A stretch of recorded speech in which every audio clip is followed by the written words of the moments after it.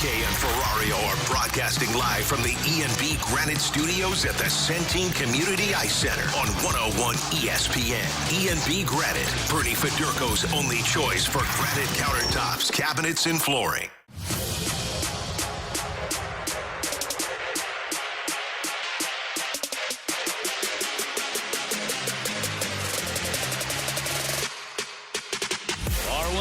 In. Blues draw a hooking penalty. Branco slap score! He's on fire. Goals in 3 straight for the first time since February of 2020. Walking it into Shen. He scores!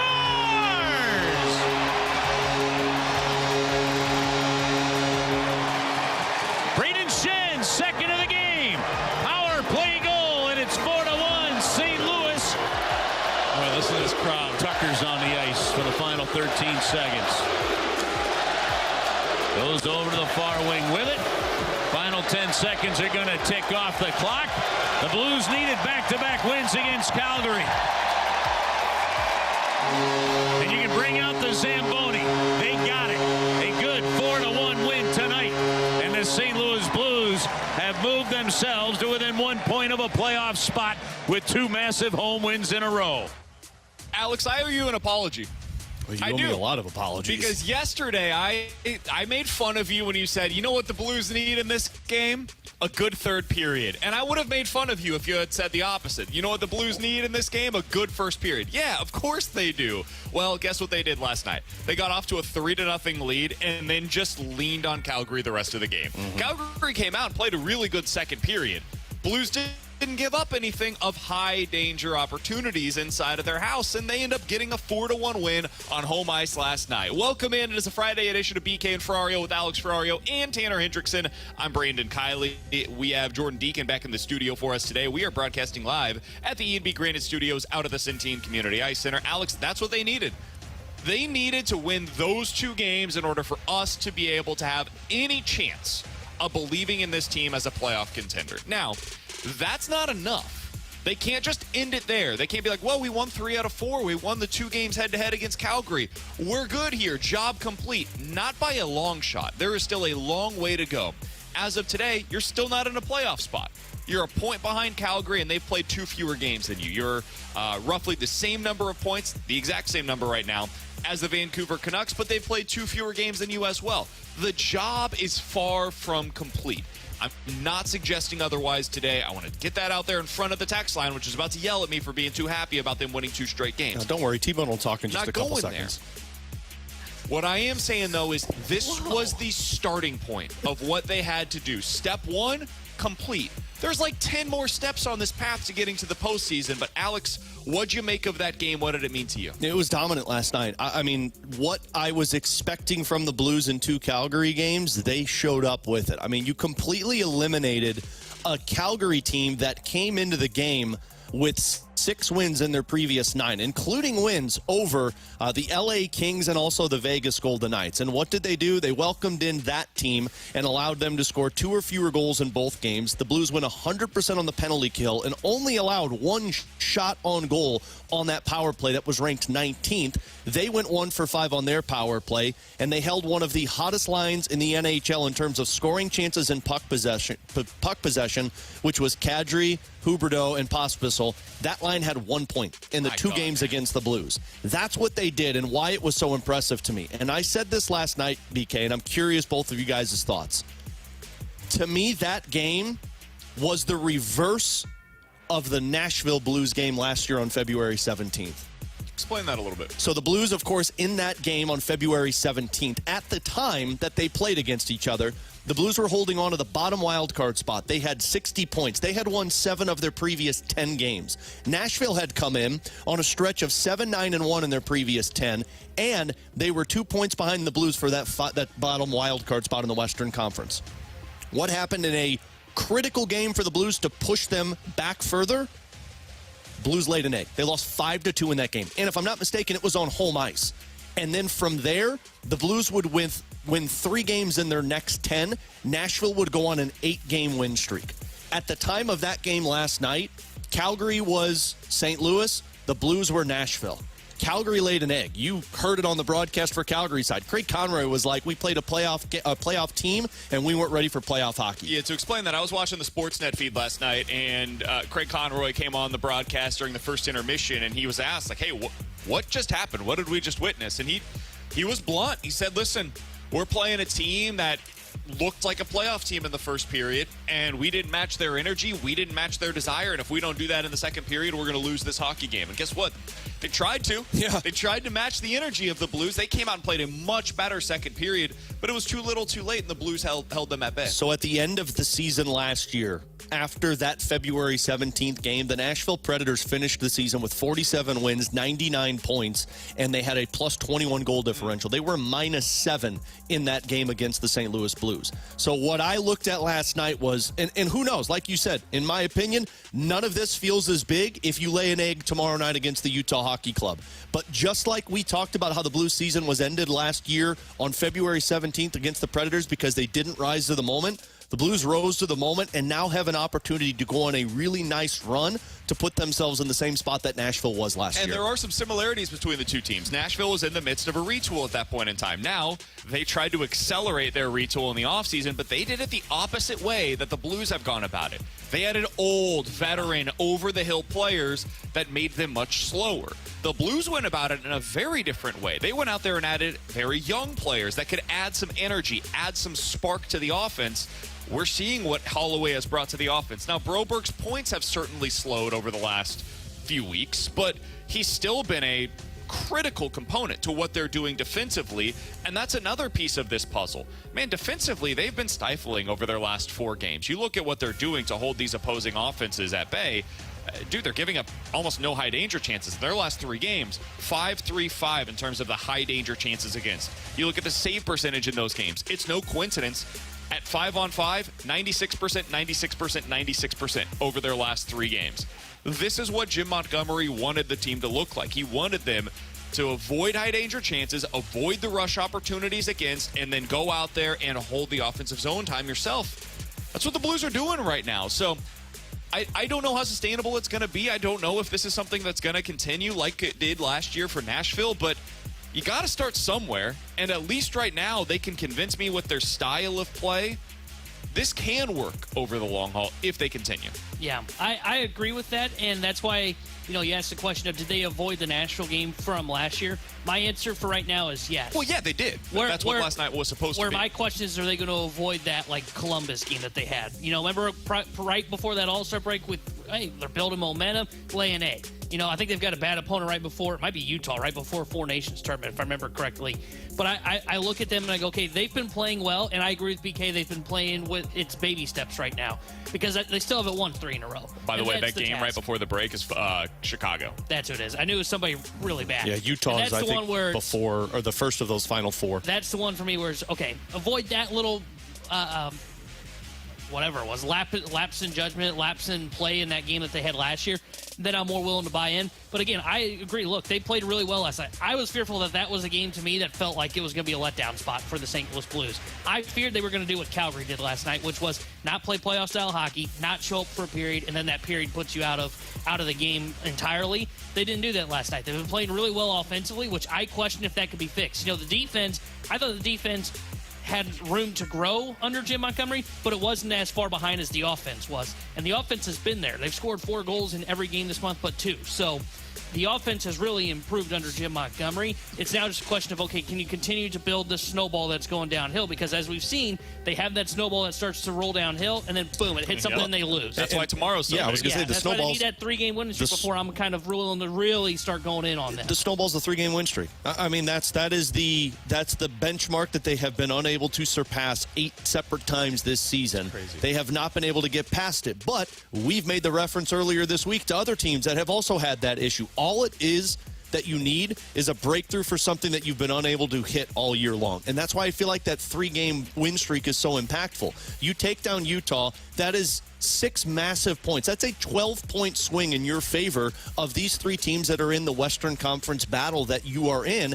And then you plant your flag and you go take on the Vegas Golden Knights, who they have played basically one goal games against over the last 2 seasons. So you've got an opportunity. I would say it's going to be difficult, but if you've got your 3-game win streak, then you look at just continuing to play effective hockey. You ask anybody in that locker room, they're going to tell you, we don't care what Vegas looks like or what Dallas looks like. Right now, Utah's the priority. They looked like a motivated team last night. It didn't feel like there was a weak spot. But again, it's all moot and point until you do this against Utah. And you guys know, I'm the numbers nerd, right? I look at, okay, is what you're doing something that over the long haul will be able to be continued? Can you continue to win this way? There's also some intangibles about what you saw last night and what you have seen over the last few games, especially the last 2 in particular. Did you guys hear that crowd in our open coming back? I did. Because that is a Enterprise Center and the fan base that is starting to buy in. They can feel what is starting to build, the momentum that is building under Jim Montgomery. That's an intangible. I don't know how much value to place on it, but it's not nothing. It is something that can carry, especially when they're on home ice. There's also more than just that. When you hear the quotes in the locker room, whether it's from the coach, from the players, whatever it might be, and then you see what's going out there on the ice, again, it's intangible, but it is something that feels very different. I'm not willing to, I want to throw away every comparison that's ever been made to the 2019 because there's a reason why that run was so special and so unique. It's never happened before, and it probably won't happen again. And this team wouldn't even be that either. They're not at the bottom of the standings on January 1st, so it's not the same kind of a turnaround. But you do have the comparison of firing your coach in season, the vibes changing, seemingly unlocking your top players once that coach is installed as the new head coach for your roster, and that's what's happened here. Look at Dylan Holloway since Jim Montgomery has taken over. Look at Jordan Kyrou. I don't hear a whole lot of complaints about Jordan Kyrou lately, who's on a 40-goal pace under Jim Montgomery if you paced it out over an 82-game season. Hot damn, Colton Parayko. He's already breaking season numbers, and we're halfway through the year. I don't like to throw comps out to other players. You know how I am. I stay away from comparisons of current Blues players to former Hall of Famers, right? We all know that about me. God, are you about to compare him to Chris Pronger? Colton Parayko, no. Did anybody else feel Al McKenna's how he teed up that slap shot last night? I mean, my boy went all the way up, windmill, straight up, 180 degrees, and then just came back down and whapua into the back of the net. My goodness. Look out, Al. Well, Chopper. Colton Parayko. Parayko. What I was saying was going to get everybody going, and then Alex comes in comparing Colton Parayko to Al McKenna. So you want Hall of Notes? We're in a good spot right now with the St. Louis Blues. I don't know what it's going to look like a week, 2 weeks, 3 months from now, but it's a hell of a lot better, and it's a really fun team to watch right now. I'm enjoying it, and the top 6 looks good. Alex, you mentioned earlier today they've built an identity within that top 6. That top line is kind of what formerly was the Ryan O'Reilly line. They're just shutting down the opposition. And then you take out Holloway, Shin, and Kyrou. That's your offensive producing line. You've got a couple pairs defensively that you really trust. Hell, even that third pair with Suter and Tyler Tucker right now. How can you forget his name? Couple of guys in net that are playing well. All right. You're building something. It's what you need. And I'll tell you another thing, which it shouldn't mean a lot to a lot of people, but you just understand that if a group's connected, it could mean something special for the season. I thought it was very noticeable last night when they were on the power play how they were trying to get Braden Shen that hat trick goal. I felt bad for the old man. Come on, I did get him too. on the bench, man. He's not young anymore. The one pass that he had lateral to the net, it just fell off of his stick and he fell down. That was a gassed Braden Shen. But he tried to go to the bench twice, and Robert Thomas and Pavel Buchnevich both told him, no, stay out there. I know it doesn't mean a lot. It was a hat trick. They're trying to get it for their captain. That's a connected group. That's a group that's trying to fight for each other. The previous game, they had 18 blocked shots. Joey said it on the broadcast pregame Tuesday and then postgame last night. Whatever it is, there's something different about this team over this last week than what it was, say, 3 weeks ago. I think it's been since the Winter Classic. Yep. The Winter Classic, something has clicked since then. Now, there's been individual games where it doesn't feel that way as you're watching them. And I think every hockey team in the NHL has those. I think we underestimate because we watch the Blues. We don't watch all 82 games for all of the teams in the league. Every team has those. The Blues, since the Winter Classic, and really most of the time under Jim Montgomery, if we're being honest, have felt and looked like a different team. Yeah. Whether it's with their comments, their performance on the ice, it just feels and looks different. And I do want to, before we get out of here, Alex, and get to our next segment, I do want to give a little credit to Braden Shin. I think there was a lot, and I include myself in this, a lot of criticism, a lot of talk about Braden Shin no longer being a legitimate top 6 forward. And I think that was fair at the time. He hadn't played like a top 6 forward in a really long time. Under Jim Montgomery, he has 18 points in 24 games and is a +8, and he's been a part of one of the best lines in the NHL. He deserves credit for that, man. If we're going to criticize him when he's not playing well, which we have, I think we also have to give him his flowers when he's been one of the best players for the Blues over this elongated stretch of time now, which is about a third of the season. So credit where it's due. That guy's been good. You mean we should have expected more when Braden Schen's winger last season was Kasperi Kapanen? Yes, Turns out a number 2 center could carry that line. Turns out for Colton Parayko, when he was trying to carry a defenseman with him, doesn't go super well. Yeah. When Braden Schenn has, dead weight with him on his line, it doesn't go super well. Playing well. Meanwhile, now he's playing with guys that are overqualified to be second-line players. Jordan Kyrou can be a top-line player on a lot of teams. Dylan Holloway is a top-line player in the NHL right now. That changes things. That changes a lot whenever you're playing with those guys. All right, he's Alex Ferrario. That's Tanner Hendrickson, and I'm Brandon Kiley. 314-399-9646 is the Air Comfort Service text line to get involved in the show. Check us out on YouTube, as always, at youtube.com/101ESPNSTL. That's where the Graveyard Chat is available for you. You guys can always get involved in the show there. Coming up at the end of this hour, we will get into Ask Us Anything. If you guys have any questions, sports or otherwise, go ahead and get them in now on the text line or in the YouTube chat. But coming up next, John Denton put together a piece, Alex, ahead of this weekend's winter warm-up on the Cardinals that have the most riding on this year's spring training. He had 4 nominees for his list. I think I agree with one of them. We'll give you our list coming up next here on 101 ESPN.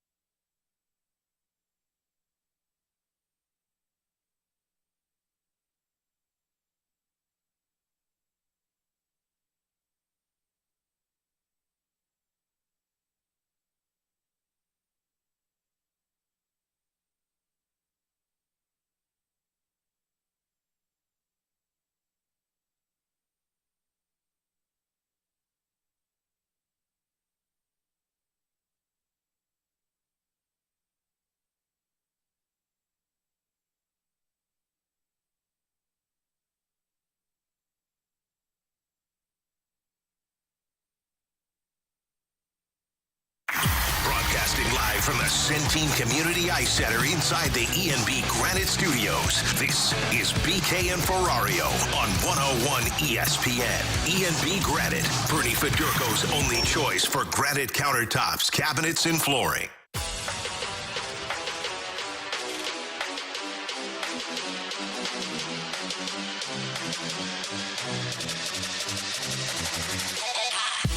Alongside Alex and T-Bone, I'm BK. So John Denton had a good piece earlier today on MLB.com, Alex, about the players with the most riding on their spring training this season. This is coming out ahead of this weekend's winter warm-up, where we will see a lot of the young players take the stage to talk to the Cardinals media.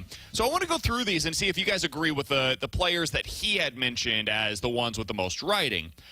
I think I agree in particular with one of them, but I'm not sure I would go with the same answers for the other three. So he went by position: infield, outfield, catcher, and pitcher. So let's do the same. For infield, he said the Cardinal with the most riding on spring training this year is Nolan Gorman. If you guys had to answer that with your own nominee for that, which infielder for the Cardinals, in your opinion, do you think has the most riding on this year's spring training? So I wouldn't have Nolan Gorman, because Nolan Gorman is going to be playing no matter what. I think I would have Alec Burleson. I like that one. Because if I'm Alec Burleson, I got to find a way to get in the lineup. Because if Nolan Arenado's here, well, that means I'm basically not going to be seeing a lot of playing time. How do I get in? I showcase my bat ability and my defensive ability. Because if Wilson Contreras struggles at first base and Alec Burleson is good there, well, welcome to your opportunity to play every single day. So I don't think there's pressure on Nolan Gorman in spring training, because Nolan Gorman is going to be playing this season regardless of what he does in spring training. So my infielder would be Alec Burleson. T-Bone? Yeah, I like the Burleson one. I get how you get to the Gorman one, but I kind of agree with you. There are so many of the young guys that do need big seasons, but they're being gift-wrapped at the starts, right? So that's why I wouldn't say him. I think it's the JC. That's mine. Because I don't think it's necessary to get him, whatever amount of plate appearances that BK wants to hand to him this season. But I do think he needs to have a good spring to showcase that he belongs on this roster, right? Because to me, he is not a given that needs to be up here. So for me, he has to prove that he can play multiple positions around the infield. I don't know if they'll give him a run at shortstop. My guess is no. I don't think he is a shortstop, but they will be in the market for a backup shortstop. But to me, he has to prove he belongs on this team, can be a right-handed bat that comes off the bench for them. So I would say Sajasi's the infielder for me. And to be clear on what I think his role should be this year, it's a combination of what Carpenter, Crawford, and Fermin did for them a year ago. And when you combine those three guys, you get to close to 300 plate appearances. That's kind of the range, 250 to 300 plate appearances. I don't think this is a guy that you're starting every day. But I didn't think Carpenter, Crawford, or Fermin were that player either, and those guys ended up being below league average players for the Cardinals, and I think Sajasi should and could be an above league average player in that same role. You're just having one guy that ends up taking on the roles of multiple players from a year ago, so that's where I think he fits in. But I do think he needs a good spring training in order to win over that role. I don't think it's just going to be handed to him. I think there's still a chance, to your point, T-Bone, he could start the year in AAA. I don't think that should be a huge shock to anybody if that ends up being the case. They've got other players that could fit that utility infield role. And if Arenado's here, honestly, I could see them putting him in AAA because he's just not going to get that many at-bats here. So, and I want him, if he's going to come in and be on the bench, which is what his role will be, I want him to have a good spring training, right? I want him to feel some confidence before he has to go just sit on the pine and not get at-bats. If he struggles, and you're not going to see a ton, he'll see probably a mix of major league pitching and minor league pitching, but if he does struggle in spring training, it tells me, okay, it's probably best for him to still get plate appearances. He's still learning on the fly compared to let's just sit him on the bench like Matt Carpenter, who you didn't see for stretches and forgot he was on the roster. All right, in the outfield, I'll go first on this one because I think there's a clear answer to it. So you want us to come up with a harder answer? No. You guys don't have to go with anybody else. It might just be the answer because John Denton went with Jordan Walker. I don't feel that way about Walker. I don't feel that way about Walker either. Nothing on the line for Jordan Walker in spring training. I feel the same about Walker as I do about Nolan Gorman. Jordan Walker will start every day in right field and should play all 9 innings of every game for 162 games that he's healthy for. They can have him go do a DH day or whatever where he's getting the day. That's fine. I don't care about that. But Jordan Walker's going to start every game that he's healthy for this year at the big league level. Play 7 innings. And almost nothing changes that fact depending on what he does in spring training. I think spring training, there is one position that matters, and it's center field. And so I go Siani and Scott. You can have either of those two players that you would say has the most riding on this year's spring training. I'd probably go Scott because I think Siani will be on the big league roster, and it just becomes a question of, is he your starter or is he a guy that is a utility outfielder, so to speak? I think Victor Scott will either be starting in center field or sent to AAA, depending on what he does for them in spring training this year. I mean, I can't disagree with that one. That was going to be my answer. Mine would just be specifically Victor Scott. I'm with you. Because I think it has to be Victor Scott outperforming Michael Siani, and all of this is in the same light of Nolan Arenado, is he here? I guess I could, like, secondarily put Lars Nootbaar to have a big spring training. I think he's going to get at-bats, but if Arenado's here, now you're back into the same conversation I had with Alec Burleson. If Brendan Donovan is better than you in spring training, I don't know how much you're going to be seeing out there. You might be getting some at-bats here and there. I think you do have to have, if you have a great spring training, if you're Lars Nootbaar, you might realistically get an opportunity at center field. That's for him what it is. It's the defense. Yeah. For Nootbaar, it would be just defense, but I don't even think they're going to try it in center. I agree. Everything that we've heard doesn't sound like they have any intention of trying it, unless it is kind of break glass in case of emergency. For me, I agree. It's just Victor Scott. I don't even put Siani in that conversation because I think with Victor Scott, it's not just about outperforming Siani. Because no offense, Siani, a lot of people can do that. But offensively. It's more about showing not just the upside in his offense that we've seen, but also showing an improved first step in his defense, which was the thing that they talked about a lot last year. And if there is any place that is really hard to play defense in, it's at that complex in Florida with the way that the wind blows and really plays with the ball up there. And it's hard to get balls out, so he's going to get a bunch of opportunities.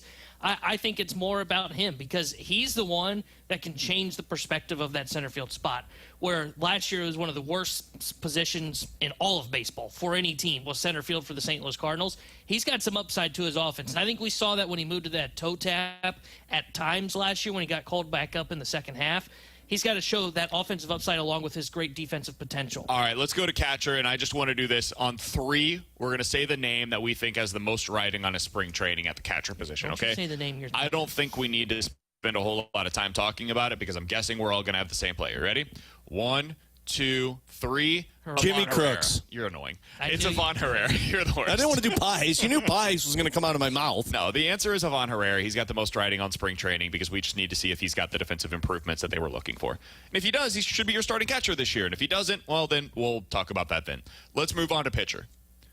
I have a clear number 1, and he went with Matthew Liberatore. We're reading this spring training, who it's most crucial for Cardinals this year, who has the most riding on spring training, from John Denton of MLB.com. He's got Matthew Liberatore. I don't view it that way because I'm not sure that Matthew Liberatore is a starting pitching option for this team. Is that why he had him? Yeah, it's kind of a question of, like, what's the role for see, him? Where's he going to fit in for the Cardinals? I don't agree with that at all. I don't view him that way.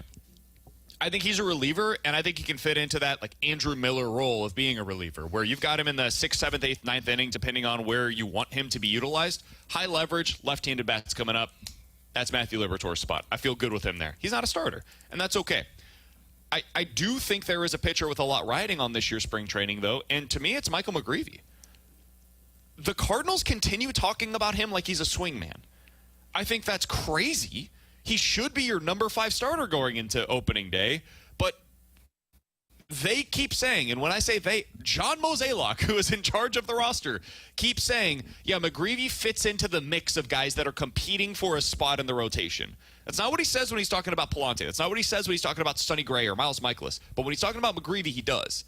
So to me, that's the guy with the most riding. And I think it should be locked in, but the Cardinals still seem to view it that way. So I'll go Michael McGreevy as my guy that has the most to gain or lose potentially, depending on what he does in spring. Yeah, I like that one. And the other one for me, it would be Gordon Graceffo. I think you could do like a 1-2 punch with those guys because one of those two is going to get that spot in the rotation for the Cardinals. And both of those guys showed the ability to do it. And I'm kind of the same line of thinking with Graceffo. I think they like him as a starter, but if you don't have a good enough spring training, do they put him in a bullpen? And then that puts the Cardinals in a weird spot of not having the depth at the rotation that we were talking about. Yeah, the guy for me that would be 1 would be Graceffo. And, Really? and I agree with what you're saying on McGreevy, and he would probably be number 2 for me because I do find it a little odd that they're talking about him being a swingman because I check my notes and I go, man, this hasn't worked with any young pitcher when they've tried this before. Also, he's been legitimately good. Yeah, especially in that final whatever amount of games it was he started, but he was good. The reason I bring up Graceffo is it's time for him to really figure out what his role is in the organization.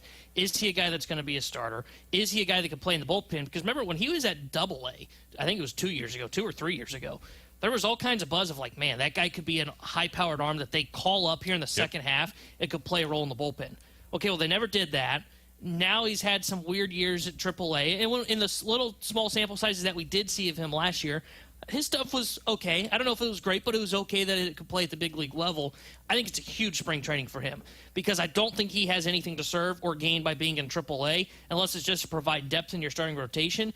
But again, there's plenty of bullpen spots that I think he can compete for. Like, I can see him beating Riley O'Brien for a job. I can see him beating Roycroft for a job in that bullpen. I can also see him being someone that could beat out McGreevy for a starting job, but they've got to solidify a role for him, in my opinion, and that just comes down to what he looks like in spring training. That's T-Bone. He's Alex. I'm BK. Those are our guys with the most on the line heading into this year's spring training. You can read John Denton's piece on that over at Cardinals.com. Cardinals this weekend have their winter warm-up, and we're going to give you an opportunity to win some passes for their winter warm-up. It includes some autograph sessions, clubhouse access, so stay tuned for that coming up later on in the show today. We'll have your chance to win a pair of passes for the Cardinals winter warm-up, which begins tomorrow in earnest out at Busch Stadium. All right, coming up in 15 minutes, time for Ask Us Anything. 314-399-9646 is the Air Comfort Service text line. If you guys have any questions, sports or otherwise, we'll get into those coming up in 15 minutes. But next, time for some NFL quick hitters here on BK and Ferrario.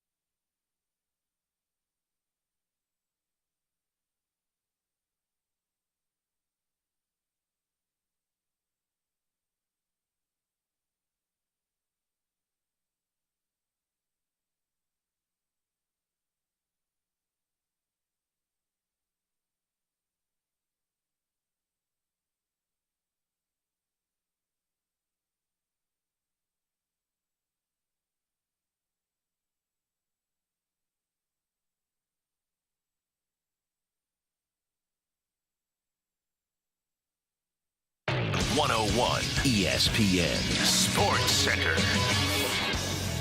I'm Jordan Deacon. This SportsCenter update is driven by Johnny Londoff Chevrolet and Johnny Londoff Autoplex. Last night, the Blues beat the Calgary Flames by a score of 4-1. They're off today and back in action tomorrow in Utah. Pre-game coverage starts at 7, and then puck drop is at 8. Right here on your home for the Blues, 101 ESPN. I'm Jordan Deacon. This SportsCenter update was driven by Johnny Londoff Chevrolet and Johnny Londoff Autoplex. See them at londoff.com. Chevy, together we drive. Are you kidding me? This is BK and Ferrario on 101 ESPN. We're broadcasting live from the E&B Granite Studios at the Centene Community Ice Center. E&B Granite, Bernie Fedorko's only choice for granite countertops, cabinets, and flooring.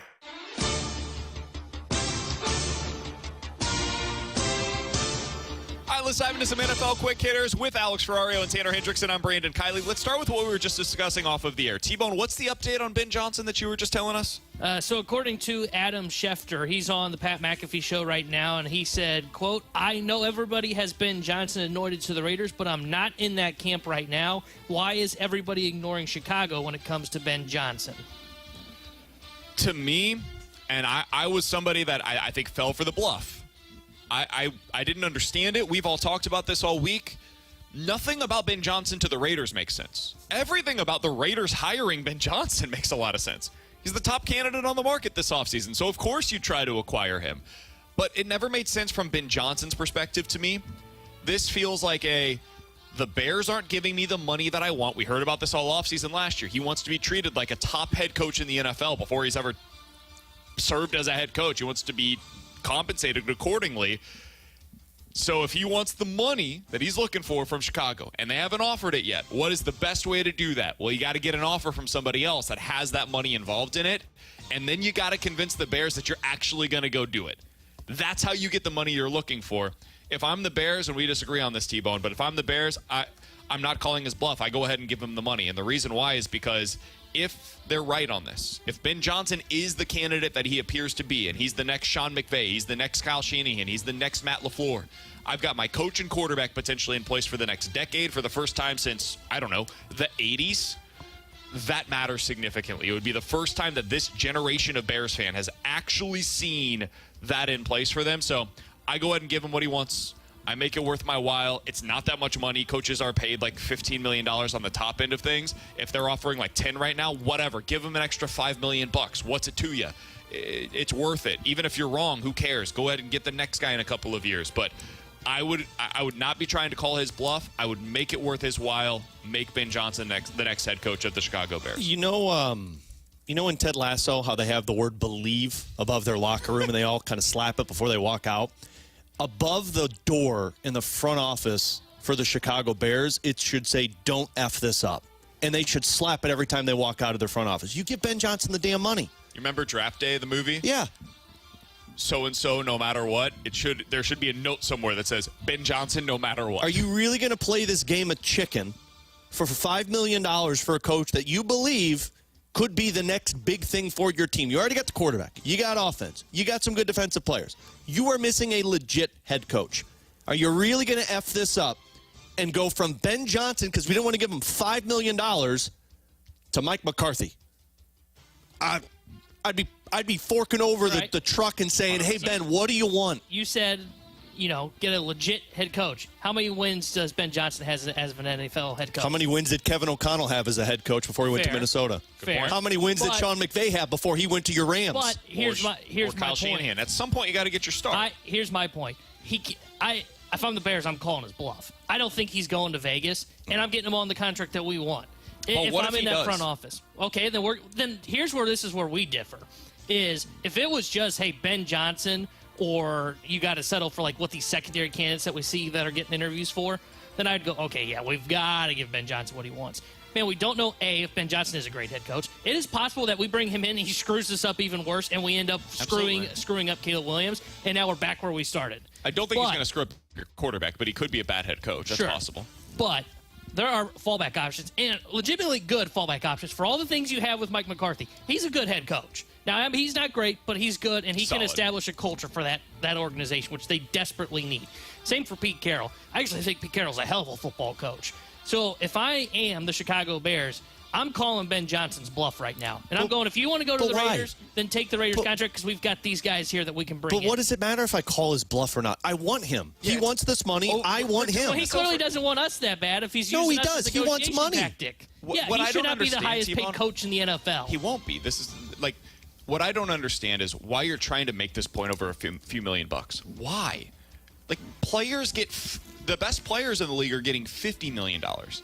We're really going to potentially risk getting, if they have him as their top candidate, and it appears that they do, they're really going to risk not getting him over a few million bucks. It just seems so short-sighted to me, and such a cheap mindset for an organization to go that route, which is why I think eventually they're just going to get the deal done, and they're going to say, you know what, this is silly. Why are we trying to haggle over a couple million bucks when we have this huge investment in Caleb Williams and we have all of this in our potential future? And you look around the division and it's like, okay, so Dan Campbell's in place. Kevin O'Connell's in place. Matt LaFleur's in place. We're the one team that doesn't have their coach, not just for the here and now, but for the next decade. All of those guys that I just mentioned are young. They're potentially going to be with their team for as long as they want to be, really. If we hire Pete Carroll, it's like a 3-year stretch. If we hire Mike McCarthy, it's a 3 to 5 year stretch most likely to stabilize things. If we hire Ben Johnson and we get this thing right, that dude might be here for the next decade. That's why you go make this hire. That's why I think they got to get it done. And it's why I think eventually, now that I've seen this from Adam Schefter, it's the first thing that I've seen reported where it's like, hey, let's slow down on this Raiders thing. Now I think maybe we got ahead of ourselves with the Ben Johnson storyline to the Las Vegas Raiders. All right, next thing up here as we go through some NFL quick hitters. One of the top storylines going into the divisional round is what the Chiefs were planning to do at left tackle. It was an open-ended question. They had signed DJ Humphries, the former left tackle with the Arizona Cardinals, midseason this year. Their plan was for him to take over at left tackle because they got horrible returns from their second-round pick, Kingsley Suamataia, and their third-round pick of a year ago, Wanye Morris. Both of them had been benched in individual games prior to that. They had to find an answer. Those guys were not it. And then DJ Humphries got hurt.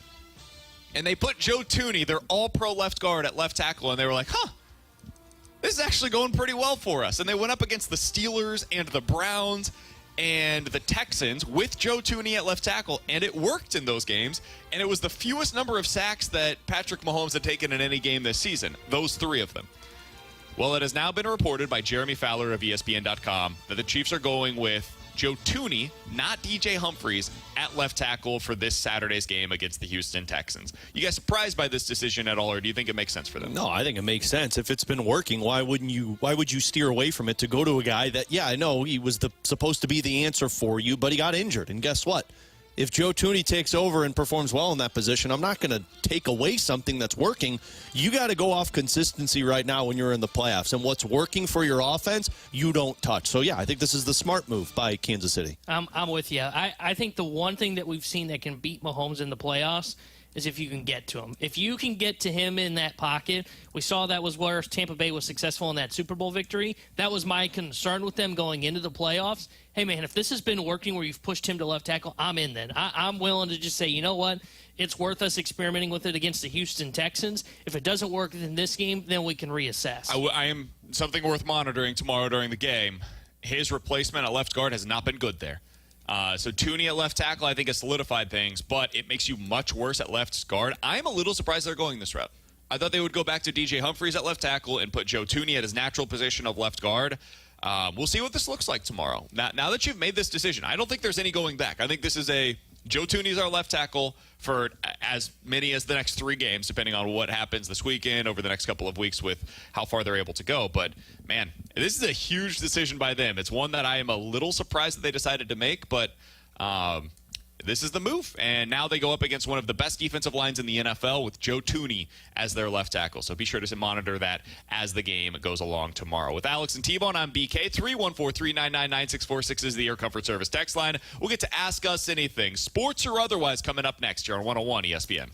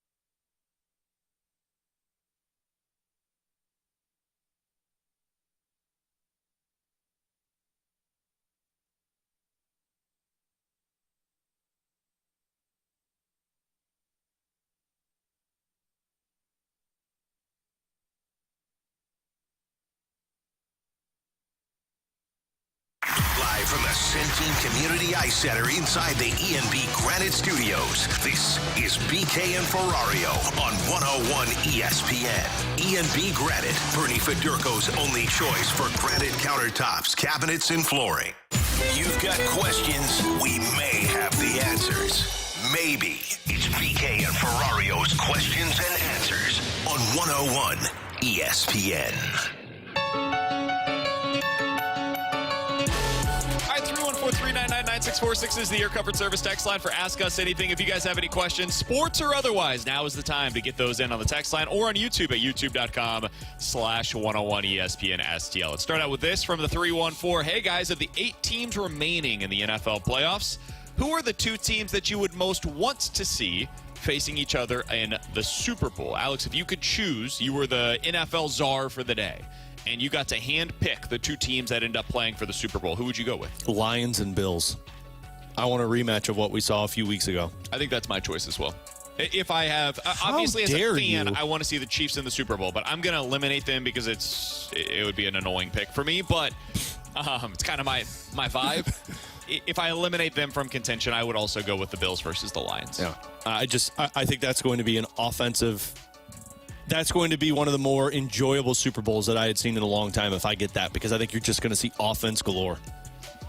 Oh, man. So I agree with Lions. I'm trying to decide if I want Ravens or Bills. And I'm kind of leaning Ravens because I think it would be a fun storyline of Lamar finally getting over the top. They've got Derrick Henry. They kind of play a little bit different of an offensive style while still being fun compared to the Lions. And their defense has been playing well of late as well. I think it'd be awesome to see Derrick Henry go up against that Lions defense. They kind of run the ball with Lamar and Derrick. Meanwhile, Goff's the one that's dropping back, letting it rip, gunslinging it with St. Brown and Williams. I think I want Lions and Ravens. I do. We'll get more into our preview of this weekend's game coming up in the 1 o'clock hour.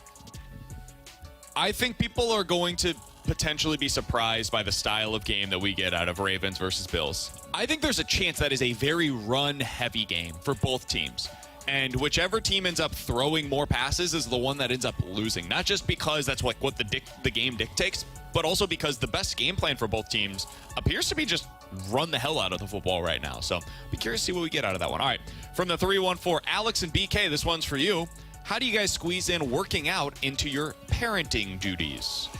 Good luck, sir or madam. Yeah. That's the honest answer. So I have a really interesting workout regime. Yeah. I only work out from May until August. And what I mean by that is hockey season happens, there's no exercising. Yep. It's typically when it's, no hockey season. Honestly, it's only in the mornings. It's the only time I have it because, just to give you a run through of my schedule, you wake up when the girls are up, it's breakfast, it's typically out the door when they got to go to daycare, and then I come here and I'm here until 2 o'clock, and then when there's a Blues game, it's like I'm out from 8 a.m. until 11 o'clock at night. Yep. And so I used to do it before we had kids. I'd come home and I'd exercise. But the problem with that was I was already so amped up from hockey that then I just had more to it, and there was no exhaustion. I never cooled down. You can also sleep in more when you don't have kids. Yeah. So you can use it the next day, and we're like, we don't have to be into the studios typically until 10 o'clock. So if you wanted to get up at 9 o'clock and get into the show, be ready to go by 10, you technically could in that scenario. Or I could take a nap for an hour and a half in the middle of the day to kind of recharge. Let me tell you, as a guy that doesn't have kids and can go home and take his nap, it's fantastic. So now it's like Figuring out you a go schedule home. is really difficult, and it's different for everybody. So, some people are night owls. Mine fluctuates. So sometimes it is, hey, the best time for us to do it right now is the mornings. But I'm in charge of taking Luca to daycare, so that just doesn't work for us very well, honestly. So I typically will do either right after I get home, and then before we go get Luca, I have an hour there to be able to work out, or after Luca goes down, that's another good spot where we could potentially get it in. But it ain't easy, man. Trying to find a spot for you to do an hour workout is not easy. So really what I do now is I just do lunges when I'm holding my kids. It's just here we go. Let's get a couple of these in. All right, from the 314. Guys, what would you do with Brandon Saad at this point? A trade feels unlikely given how little playing time he's getting. What is the possible option with Saad? I don't think a trade is unlikely. I mean, frankly, I think it's more likely that you can trade him because he's probably frustrated. He's not going to be playing, and he's being a healthy scratch. and he's got a no-trade clause. The question is just going to be who's interested in him and what do you want in return. If I'm the Blues, I'm probably looking at this as I don't know how you fit into our team moving forward. We'll eat half of this salary and take whatever we can get back in return. Because $2 million, I mean, that's easy for you next season as a player, and you've got two guys that'll be on rookie-level contracts in Snuggerud and Dvorsky. I don't think it's going to be difficult to trade them. The difficulty is who's going to be interested in taking on $2 million this year and next year. Yeah, I am growing skeptical of being able to move him because it's not like we're seeing a player struggle on a bad team. Blues have been playing well under Jim Montgomery. Offense has been up under Jim Montgomery, and Brandon Saad's still not playing well. So it makes me think, you could look at Cam Fowler when the Blues acquired him and said, oh, well, his numbers aren't good because he's on a crap team in Anaheim. You can't really say that about Brandon Saad. So it makes me a little more skeptical if they can move him. But if you can't move him, for me, he's either on the third-line wing, or if he's being outplayed by Bolduc, Texier, Joseph, you name the winger, then he's up in the press box, sitting up there for now. And you know what? That's not how things were drawn up for Brandon Saad. That's not how the Blues were expecting things from Brandon Saad. Sometimes you got to play your best guys. I think they've been doing that. I think they'll be able to move him. I don't know that they'll be able to move him at the deadline, but in the offseason, I think there will be a taker for him. Guys that have Brandon Saad's pedigree and that produce the way that he does, they're going for more than $4 million on the market for more years potentially than what Saad has remaining on his deal. And especially if you're willing to eat a little bit of it, I don't even know that you have to retain 50%. If you retain $1 million on his salary for the next couple of years, I think there will be takers out there. Oh, yeah. Especially if you're willing to take on somebody else's contracts that they don't want on their books anymore. So I think they'll find a suitor for him. I'm not sure that will happen at the deadline, though. From the 314, BK, do you think there's any chance that Mizzou could lose Kirby Moore, if Kellen Moore gets the Cowboys head coaching job? I do. I mean, if Kellen Moore gets that job and Kirby decides I want to be in the NFL, sure, why not? I don't know what the likelihood is of that taking place. It sure seems like Jerry Jones has a little bit of that coaching staff already put into place before he even hires his next head coach. So I don't know how likely it is, but if Kellen Moore wants his brother on the staff, yeah, I think there's at least got to be the chance of that happening. And last one here, if Stafford were to win another ring, do you think that his career would be better than Aaron Rodgers when all is said and done? I do not. Oh, I do. Aaron Rodgers is, despite all of my off-field complaints about him and hell, even the on-field complaints about what he's been over the last few years, Aaron Rodgers, when he was in his prime, one of the best quarterbacks I've ever watched. He was unbelievable. And if you're talking about just efficiency, that dude was on a level unlike anything else I've really ever seen. So I think Rodgers would still be ahead of Stafford for me. Yes, Stafford would have more Super Bowls at that point in time, but it's kind of the Dan Marino argument where it's like, yeah, that dude was just better. You can say whatever you want to about the other guys that you're going to put up against him. There are very few quarterbacks that I would have taken over Dan Marino, and I feel the same way about Aaron Rodgers. Yeah, I feel like it does put me for Stafford because I think the best quarterbacks are the ones that take their game to the next level when it matters most, and that's what I feel like Matt Stafford has done in his career. As soon as he exited out of Detroit, found a way to always be competitive, and even in Detroit, tried to make it the best that they could. He was a great quarterback with just an awful team, so I actually would say it. I love Stafford. I think I would go Rodgers. I mean, he's got 4 MVPs to his name. That's ridiculous. He's got a Super Bowl championship. I get the argument for, hey, well, Stafford won 2 MVPs. He's also working with a much better head coach than Rodgers ever had in his career. Like, I think Mike McCarthy's a good coach. Sean McVay is arguably the second best coach in the NFL, and he draws up unbelievable offensive schemes for Stafford. I would give the edge to Rodgers. He's Tanner. That is Alex, and I'm BK. You got BK and Ferrario here on 101 ESPN. In about 15 minutes, we're going to talk about which team has the most on the line this year to potentially win the Super Bowl. What I mean by that is, there are a few teams out there that if you look at what they have coming back next season, this might be their best chance. Who are those teams? We'll get into that in 15 minutes, but coming up next, the Blues have suddenly developed one of the most productive lines in the NHL. We'll put some numbers to that next for you here on 101 ESPN.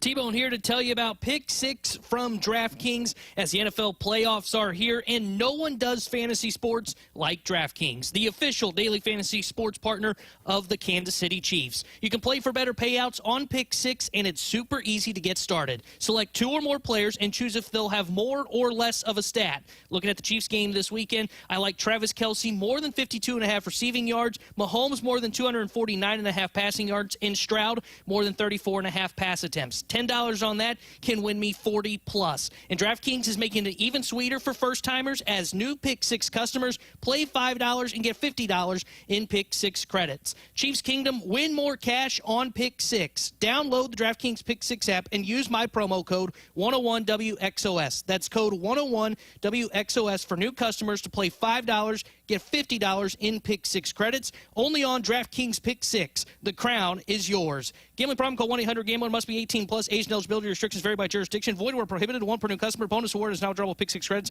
that expire in 30 days. Limited time offer. See terms at pick6.draftkings.com/promos.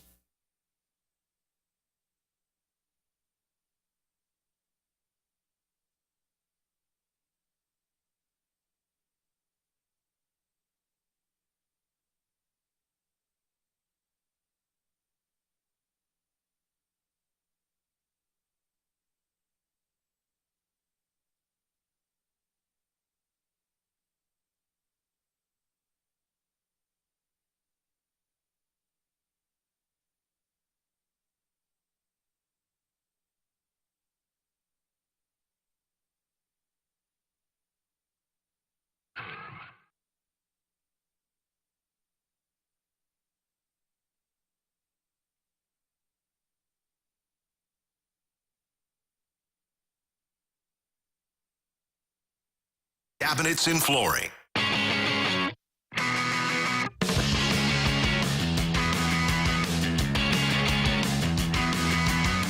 right, with Alex and T-Bone on BK, got BK and Ferrario here on 101 ESPN. Alex, the Blues have a lot of problems still. They're not a perfect team. They've got spots in their lineup that they would certainly like to upgrade, but their second line is not a problem right now. Holloway, Shin, and Kyrou had 5 points last night against the Flames. In the 13 games that trio has been together, this note comes from Matthew DeFranks of the St. Louis Post-Dispatch.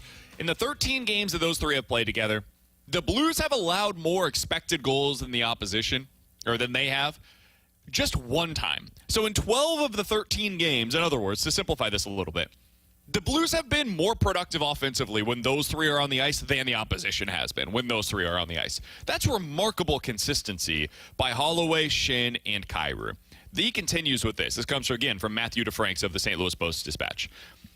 If you look at the way that they have produced expected goals in this stretch of games, they are basically in line with Edmonton's line that has Hyman, McDavid, and Nugent-Hopkins. They are in line with Verhaeghe, Barkov, and Reinhart for the Florida Panthers. And they are actually producing better than the Toronto line that includes Matthew Nyes, Austin Matthews, and Mitch Marner. They have also produced better than Brady Tkachuk, Josh Norris, and Drake Batherson from the Ottawa Senators. Alex, this has been one of the best lines in the NHL now for, 6 weeks? What is leading to them having so much success, not just offensively, but also preventing chances going into their own zone? It's the two wingers. I mean, and honestly, if I was specific with it, it's Dylan Holloway. And I'm not taking anything away from Jordan Kyrou because Jordan Kyrou is showcasing his elite goal-scoring ability. That doesn't happen without Dylan Holloway. And you want a perfect example? Go back and look at Braden Schen's first goal last night in the first period. Behind the net, Dylan Holloway creates a turnover from Mackenzie Weegar, not once, but twice. That means he turns the puck over the first time, Holloway loses it to Weegar, and then gets it back, and then is able to make that pass over to Braden Schenn.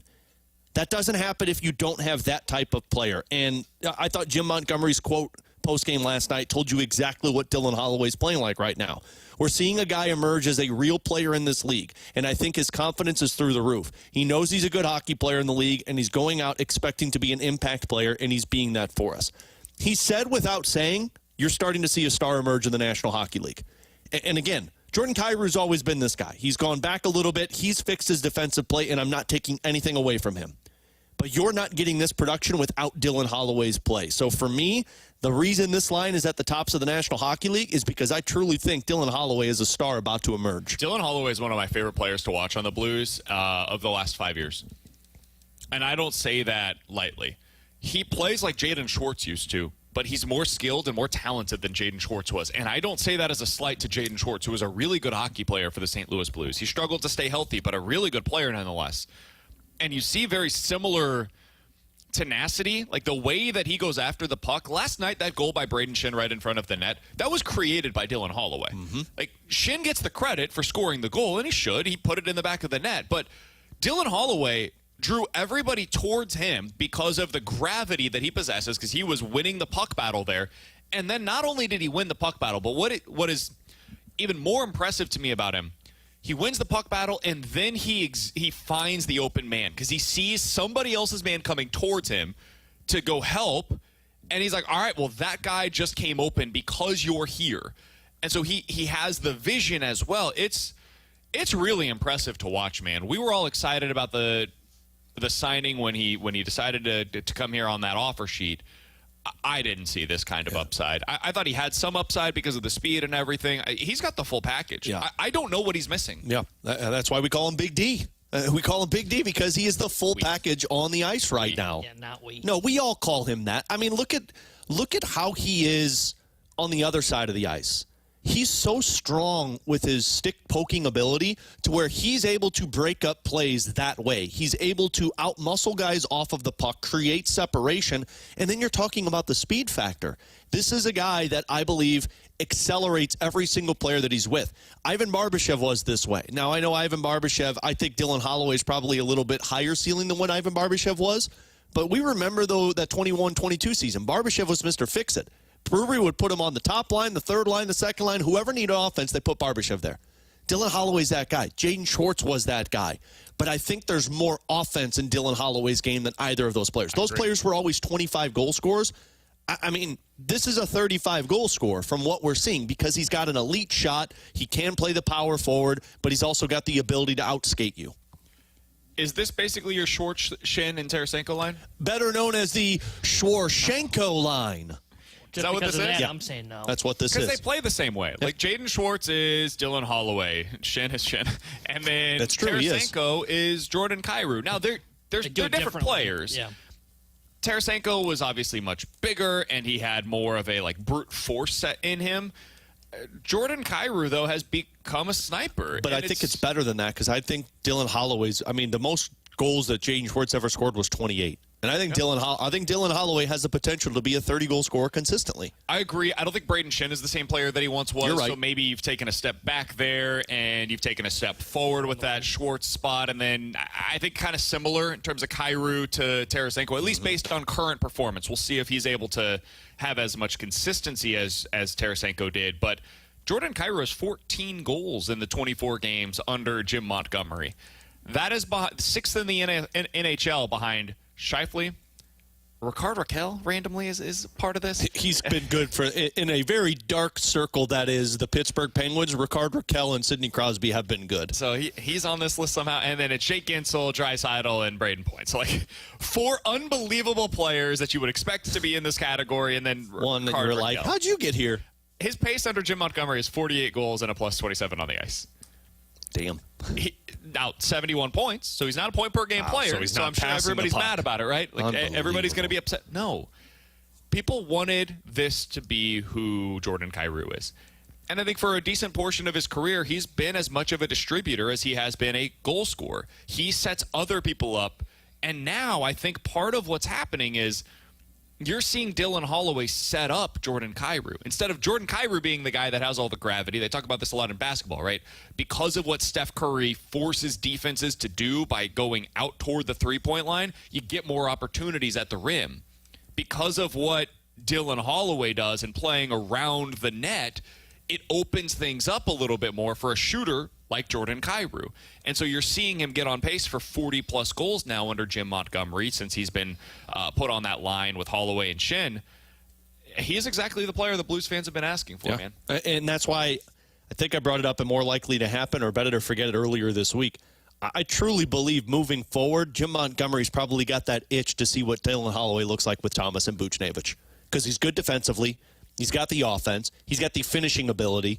You want to see what that looks like because you know how you get the start of the superstar level? You get him more ice time, more opportunities, especially with a guy like Robert Thomas. You don't do that now, and frankly, you can't do that now because your path to a playoff spot is going to be having two lines that you can trust in any circumstance. But when Dvorsky's here, when Snuggerud's here, if they make a move in the offseason, I really wonder if they view this as, hey, our pair might be moving forward, Thomas and Dylan Holloway, not Thomas and Buchnevich. And maybe that's where you end up with Dvorsky.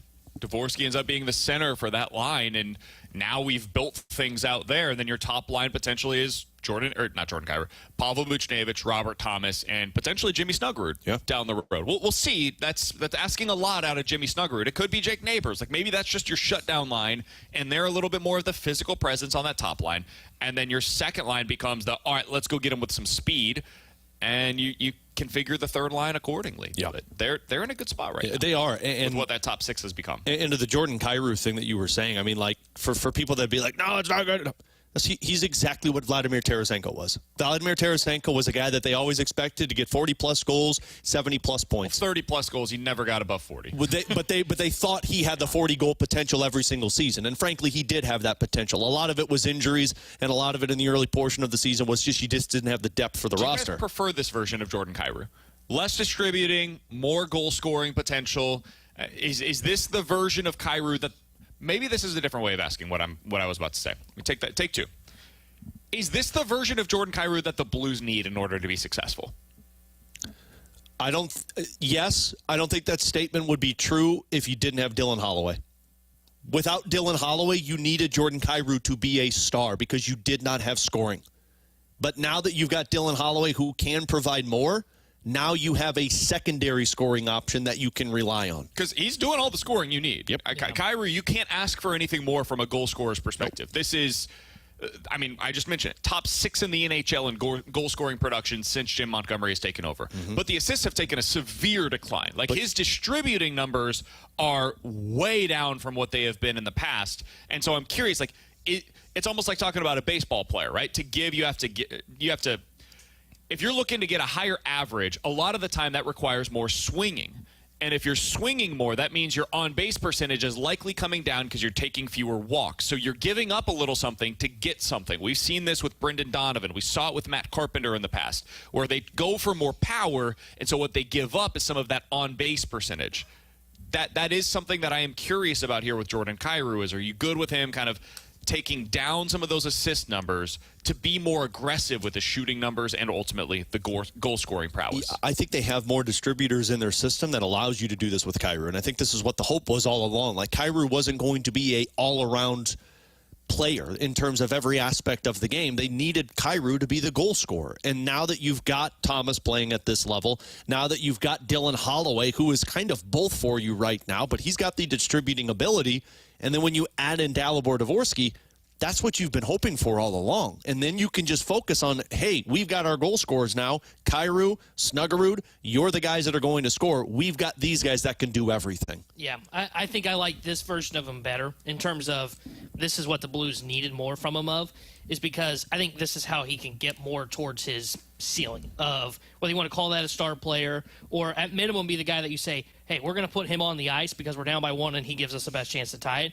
When he was looking more for the distributing, it took away some of that goal production, and I think that was the only way he was going to have that success. And they need somebody that they can put there hey, we're going to put Kyrou on the ice. He's going to be the guy that goes up and ties the game for us. And I also think it's important to keep in the back of your mind, there will be disappointments with Jordan Kyrou's play at times because that's the type of player it is. He's also just going to go through droughts. Every goal scorer has those droughts, so he was just in one. I think it was the 3rd straight game that he didn't score prior to that Calgary game. That to me is not a drought. I'm talking 6 out of 7, where he's not going to score in 6 out of 7, and then you're like, hey, where's Jordan Kyrou? That's going to come. It's going to happen eventually. That's what every goal scorer goes through. Somebody on the text line, Jack from the YouTube chat says this, and I find it to be an interesting retort on this. Said Kairu's not very good when he tries to distribute because he puts the puck in bad spots. He's not doing that anymore. He's not turning the puck over as often. He's 100% improved this year because of that. I do think he's a pretty good distributor. I do find the point about not turning the puck over to be a little interesting. Dylan Holloway, I think, is a little more judicious in where he puts the puck. He's pretty smart. He manages the game really well. I think Shin does that pretty well for the most part as well, certainly better even lately. That is an interesting point on Kairu, is when he is shooting, you're just not distributing as often. Yeah. And so you don't have the opportunities to put the puck in those bad areas. And see, I don't think he was a horrible distributor. I think his problem was he was trying to do too much in certain situations. Good point. Like, you're trying to fix the problem by being the only guy out on the ice, to where now he's realizing, I've got two other guys that are going to be able to do the exact same thing. That game where he scored the goal last night at the end of the first period, like, go back and watch him. He's floating. He's floating in the offensive zone, which a lot of people would be like, oh, stop floating, get involved. You don't need to. You go away from where this is how Brett Hull made a living. You go away from where the puck is, because guess where everybody's going to go? Where the puck is. Kairu was waiting in the slot for Dylan Holloway to come up with that puck. He won the battle, got it to Kairu. Boom, there you go. It's pretty amazing to see what they've been able to do with that second line. I did not think that Braden Shin was any longer a second-line center. I wasn't sure how it was going to work with Kairu being away from Robert Thomas at first. And Dylan Holloway, when he was brought in, we were like, okay, nice, third-line winger. And all of them have been able to come together on a line, and this is what chemistry is, right? It's why you have to figure out what the chemistry is with your lines. They've really found something with that second line and what they've been able to produce. All right, with Alex and T-Bone, I'm BK. Coming up next, which team is the most all-in on winning a Super Bowl this season? Because of what they've constructed this year, what lies ahead, which team's most all-in on winning the Super Bowl this season? We'll give you our answer to that coming up next year on 101 ESPN.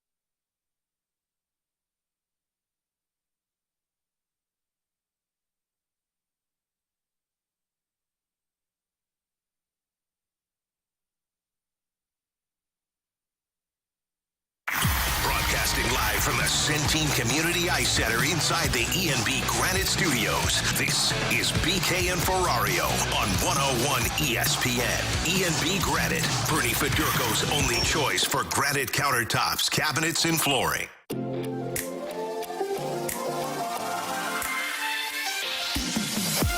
All right, so who's the team that has the most all-in mentality on winning a Super Bowl this year?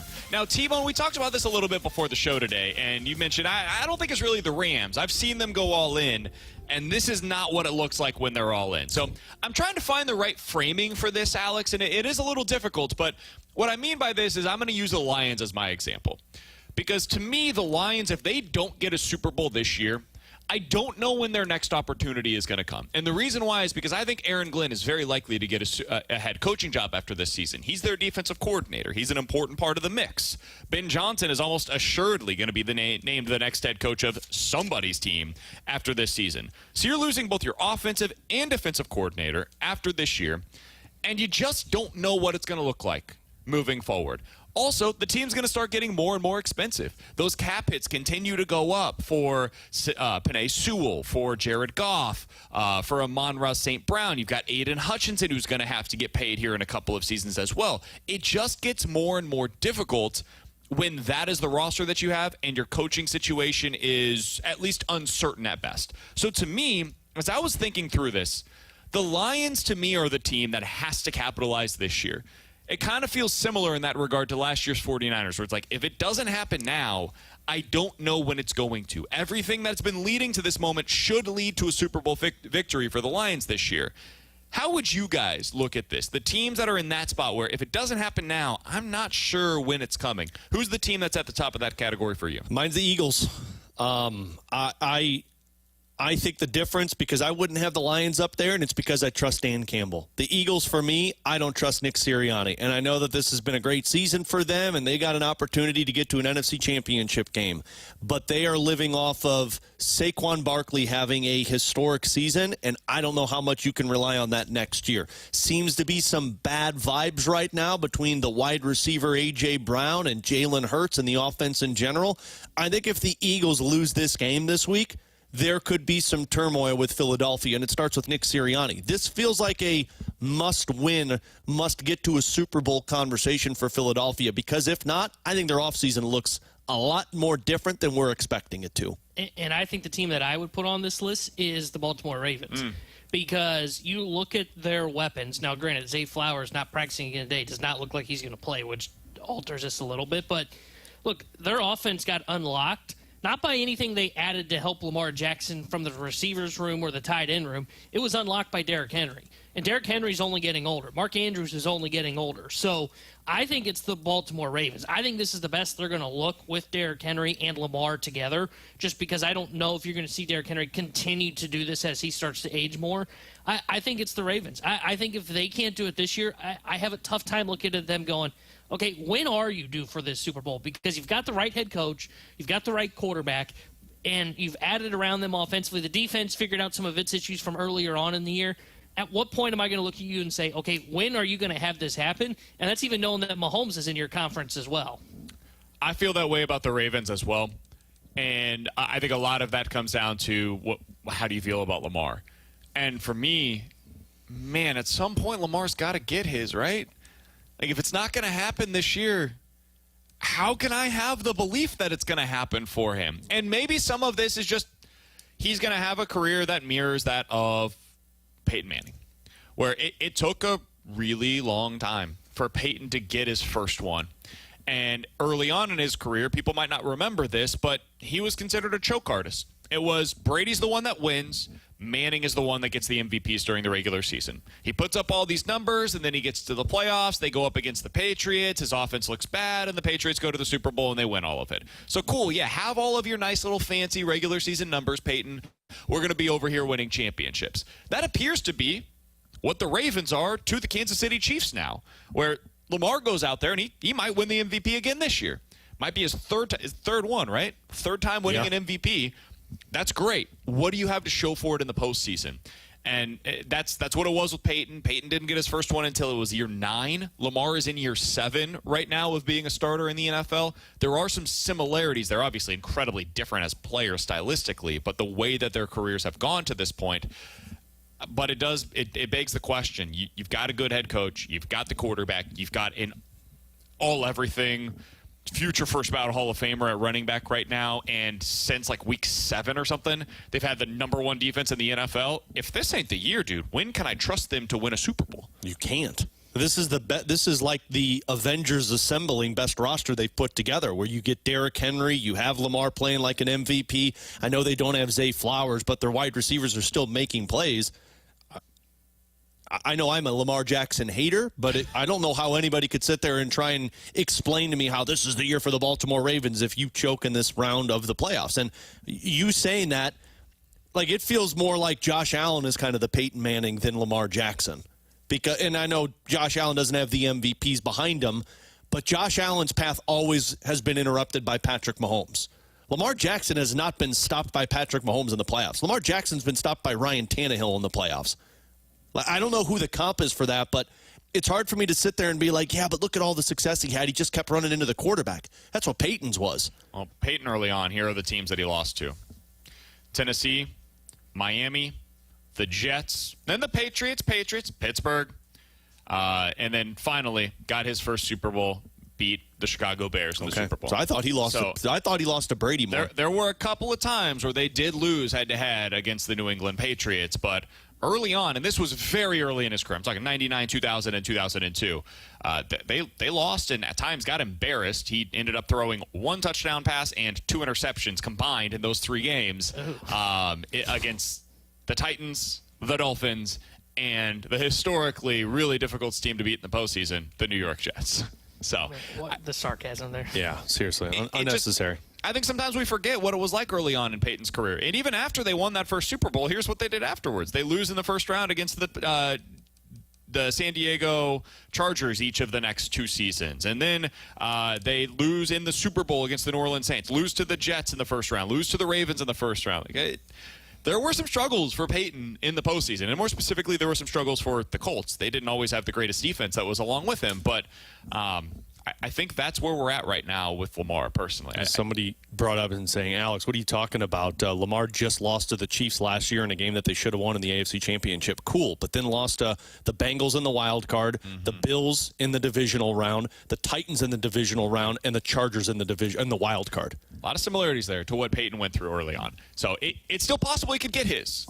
It's just hard for anybody to convince themselves that that's going to happen. And if it doesn't happen this year, dude, Josh Allen and Patrick Mahomes aren't going anywhere. No. And the rest of the rest of the AFC just feels like it's getting better before it's going to get worse. This feels like the down year for Burrow and his squad, right? Sure. Like, I don't know how they're going to make it work, if they bring back Higgins or not. I just expect Burrow's going to have the Bengals competitive again next year. Also, this felt like an all-in year for the Ravens, whereas it was a retool year for the Bills. Yeah. So if you lose head-to-head last year with the Chiefs, as they were going through a bit of a retool there, and if you lose this year to the Bills when they're going through their reset of the books because they got rid of all of those veterans this offseason, and next year they're going to have a little bit more money to spend again. Meanwhile, you're over here adding Derrick Henry in the offseason. I don't know how you can convince yourself moving forward that they're the team that you're going to be backing in the postseason. They'll be viewed as the team that, okay, yeah, they're amazing, and they could go to the Super Bowl, but I'm not picking them. You all will be on my side of Lamar Jackson after he chokes this year next year and say, I'm not believing this anymore. And then it'll go Lamar Jackson's way finally. And you're 8. No, I'm not the BKO. He's Alex. That's T-Bone. I'm BK. You got BK and Ferrario here on 101 ESPN. Coming up next, it's our weekly conversation with Mike McKenna, the former NHL goalie. He joins us here on BK and Ferrario.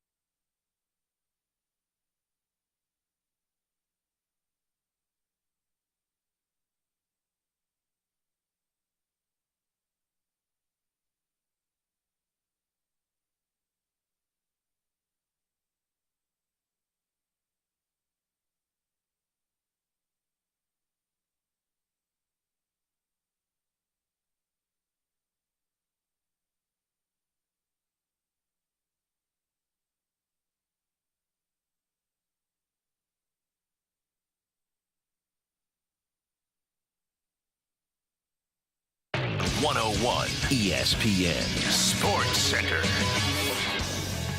I'm Jordan Deacon. The Sports Center update is brought to you by Saliga Heating and Cooling. Last night, the Blues beat the Calgary Flames by a score of 4-1. They're off today and back in action tomorrow in Utah. Pre-game coverage starts at 7, and then puck drop is at 8, right here on your home for the Blues, 101 ESPN. Plus, over the weekend, we'll have college basketball action for you starting at 10:30 Saturday morning, and then on Sunday, we'll have the NFL divisional round matchups beginning at 1:30. I'm Jordan Deacon. The Sports Center update was brought to you by Saliga Heating and Cooling, an independent American Standard heating and air conditioning dealer. This is BK and Ferrario on 101 ESPN. We're broadcasting live from the E&B Granite Studios at the Centene Community Ice Center. E&B Granite, Bernie Fedorko's only choice for granite countertops, cabinets, and flooring. We're going between the pipes with former NHL goaltender Mike McKenna.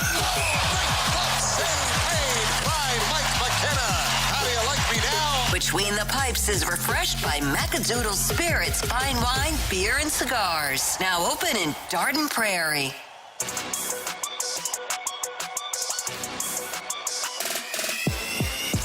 Alongside Alex and T-Bone, I'm BK. Happy to be out at the E&B Granite Studios at the Centene Community Ice Center for our weekly conversation with the one and only Mike McKenna. He's a former NHL goalie. He joins us here on BK and Ferrario via the Callier and Thompson hotline. Mike, we appreciate the time as always, my man. How you doing today? Yo, doing good. Coming to you live from Kansas City in a youth hockey tournament out here. It is just about the same as St. Louis. We got snow on the ground. We're having a good time. But you know what was real cool? We got to listen to the Blues game on the way, on the radio last night. Curbs and Joey on the call.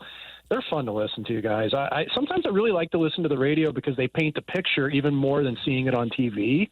And you guys know, being in radio, it's just a different kind of listening/viewing experience when you get that. So it was cool to listen to. It was fun to go back and watch highlights today to make sure it all corresponded. And tell you what, boys, they looked pretty good last night, didn't they? Yeah, and thanks for the text too, Mike, about being the best pre- and post-game host in all the National Hockey League. I appreciate you saying that. It's in the mail. Yeah. That sounded like a fake laugh. That sounds like when my wife laughs at me when I make jokes to her, Mike. Well, I guess we'll have to make up for it at Macadoodles. You come on in and we'll take care of you. Okay, I apologize. Easy agreement on that. All right, let's get into the game from not just last night, but from Tuesday as well. These were huge, Mike. Yeah. You can't even overstate the importance of these. If you ended up dropping these, it's an 8-point swing in the direction of Calgary, and the other end, it's an 8-point swing in favor of you. So the Blues are now just a point back. Now there's some games in hand here to worry about, but ultimately, they needed to get back into this thing in the wild card race, and that's what they were able to do over the last couple of games against the Calgary Flames. What stood out to you about how the Blues made that possible? Well, to me, it's just how it kind of in sync they look right now, and how that hunger is feeding them. And we talked about their decor last week being such a key to the team, and I think it still is. I mean, Fowler and Parayko are playing at a level right now that's just incredible, like a perfect pair for one another, outstanding. But even looking at what Tyler Tucker's done, I mean, this is a player we weren't quite sure where he was going to fit at the start of the year, and some of the compliments that's been given to him by Jim Montgomery, guys, he's talking about him being like Plager-esque, Barrett Jackman-esque, and you can see that. I mean, it's not just offense; it's his presence on the ice. And you look at how the decor has really balanced out their playing time, guys. Like, that's huge for this club. It wasn't like that at the start of the year, and it's taken some pressure off of Parayko. It's taken it. Fowler can wheel around. Suter's not playing 25 a night, so I think it makes a difference. But more than anything, they just look like they are in sync. And that line of Holloway, Shen, and Kyrou is just dominant right now, man. Like, I'm so enthused watching them, and I've got like 5 clips from that game from last night even teed up to show to the Pee Wee team of them finding open ice, of turning away from traffic, creating lanes. It's been a lot of fun to watch that line really come together and start driving the boat. Mike, speaking of that line, Jim Montgomery was glowing about Dylan Holloway's play, and he said it without actually saying Dylan Holloway is turning into a star in the National Hockey League. What about his play is making him be at the level of those conversations? You can easily say it's because he's skilled, but to me it's not. It's such a skill, and it's being able to think the game at the level that it's played at. And coming from college, he didn't spend a lot of time in the American Hockey League before he came to the NHL. I mean, he had some, but not a lot. And, you know, you're still finding your feet in the National, how fast that game is at a thinking level, because the skill sets are there. You know, like you can find players in the ECHL. My daughter's teams, we're going to watch an ECHL game tonight here in Independence, Missouri. Missouri Mavericks, we're going to go watch them, have a blast doing so. But at that level, and I played at the ECHL level, players don't think the game is fast. The American League, it's a little bit faster. The NHL, it's another faster. I think Holloway's finally grasped the speed of the game. He's communicating well. And, man, he's just so shifty on his skates. Like, if you look at the 5 seconds before he fed that pass to Jordan Kyrou in the high slot in the soft area last night, his feet, Holloway I'm talking about, changed directions 4 to 5 times. And he spun off players. He made ice available for himself. I think his game sense is something that I didn't know was there. I knew his skill level was, but his game sense has finally come up to it, and now it's allowing him to be an elite player in the NHL. He also seems to play a style, Mike, that it translates to any game that you want to play, whether it's a more physical brand. He's got the speed to play up tempo. And when you get to the playoffs, one of the things that I sometimes worried about, especially with a guy like Jordan Kyrou, for example, is how's this translate when the game gets a little more physical, when you've got to win those puck battles? I don't have any of those concerns about Dylan Holloway. You saw him win that puck battle last night behind the net, finds the open ice, and Braden Shin's right there. Boom, goal in the back door. Those are the kinds of things that I didn't know if he was going to be capable of that, because I just assumed, hey, this is a super skilled guy. We'll see how that translates to playoff-style hockey. I have no questions about that with Holloway at this point. Yeah, I don't need it. And what a shot by Braden Shen. Holy cow. Like right in the top corner. Unbelievable. But it's a great feed by Holloway from behind the net. And again, Blues finding soft areas on the ice has been the key to the success. But, Holloway, it's not just that he's got a big frame. He's a thick guy. Like, if you see him, you go, wow, this is a big person. You know what I mean? Like, it's why sometimes it's fun for people to go and watch a Blues practice, or even to watch the Blues, come out of the rink afterwards to really get a grasp of how big these dudes are, But even at 6'1", 205 or 210, wherever he's going, he plays with such a wide stance and a powerful stance that players bounce off of him. He doesn't put himself in precarious positions too often. He can play with physicality without going over the line pretty easily. And to me, that is your playoff type player. And man, when you got Braden Shen as your center too, you don't have to worry about being the driving force physically. You just have to be an ancillary part and be hard on pucks. So there's a great balance in that line, and the chemistry's clearly there. They're finding one another. It's been great because, Shen was amazing last night too, guys. Like, the 2 goals, he could have had a hat trick in the third, no problem as well. He came really close to it. So, Mike, it seems odd to say after you get 2 wins against Calgary in the fashion that they did, but it just doesn't feel like it matters as much unless they pick up the win on Saturday against Utah.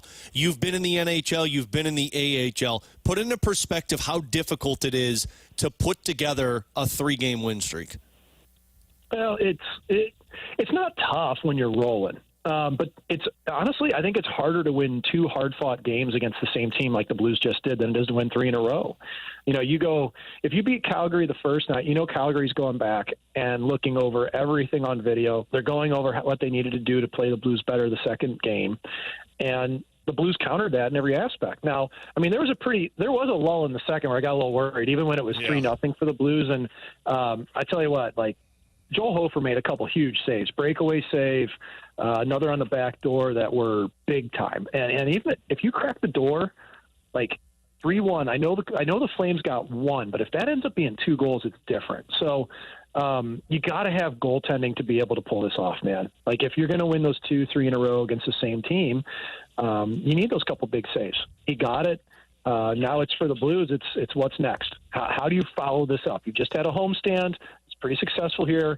Now you're sitting 1 point out of the play. I don't care about the games at hand. You got that cookie hanging right in front of you, dude. You know what I mean? You got 48 points and Calgary's sitting there at 49, and you just beat them twice. And Vancouver's going the wrong direction. It's in their hands. So the motivation's there. It's just sticking to the details, and that's something Jim Montgomery's harped on endlessly. So I think they'll be ready for it. All right, we have Mike McKenna on with us as he is each and every Friday here on BK and Ferrario. Mike, you join us each and every week on behalf of Macadoodles. You guys do unbelievable work out there. You're the exclusive provider for Alex Ferrario and myself, certainly. What do you guys have going on out there for the great people? Well, we'd like to be the exclusive provider for everybody in town, and especially hockey folks. You know, I mean, all those St. Peter's parents out there in the neighborhood. I mean, Dardine Prairie's right in the heart of it. I've seen an awful lot of hockey, hats and jackets and the occasional Kirkwood. You know, I'm a Kirkwood guy. I mean, I'm from Manchester. My kids play for Kirkwood, but I love seeing all the St. Peter's folks come in the building. And one of the things that we've been doing here, especially during January, people with dry January, we've built out our non-alcoholic selection, our THC selection. We now have THC singles available, 2.5, 3 milligram, 5 milligrams sitting in a cooler. But what's really cool is we got some events coming up. We have an organic wine and cheese pairing event on January 22nd. February 12th, we've got a wine and chocolate pairing open house coming up. These are both ticketed events, $25 a piece.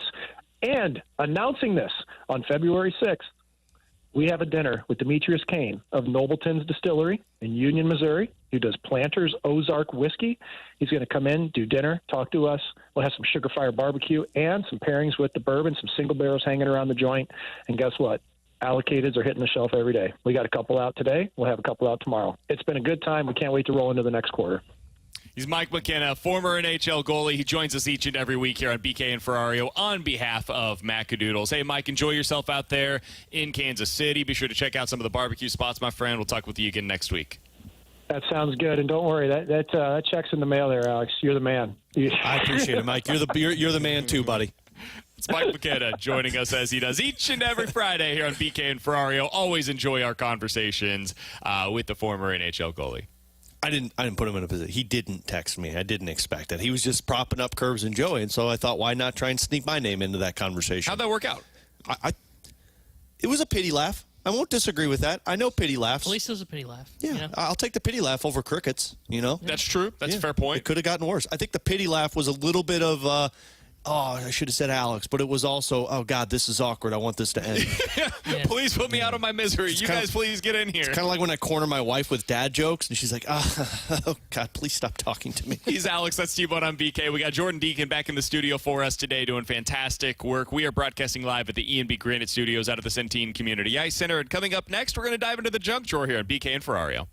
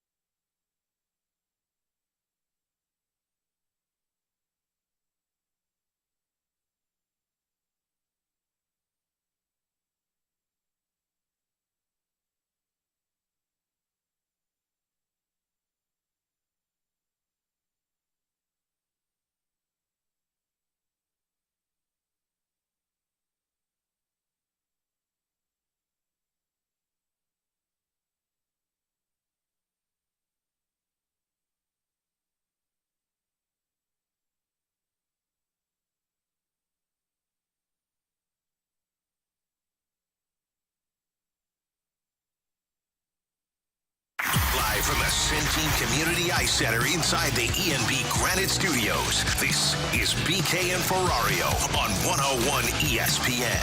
E&B Granite, Bernie Federko's only choice for granite countertops, cabinets, and flooring. Let's open it up. The Junk Drawer with BK and Ferrario.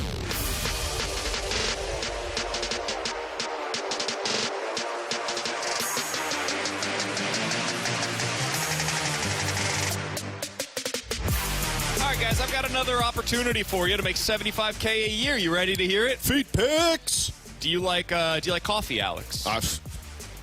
I do.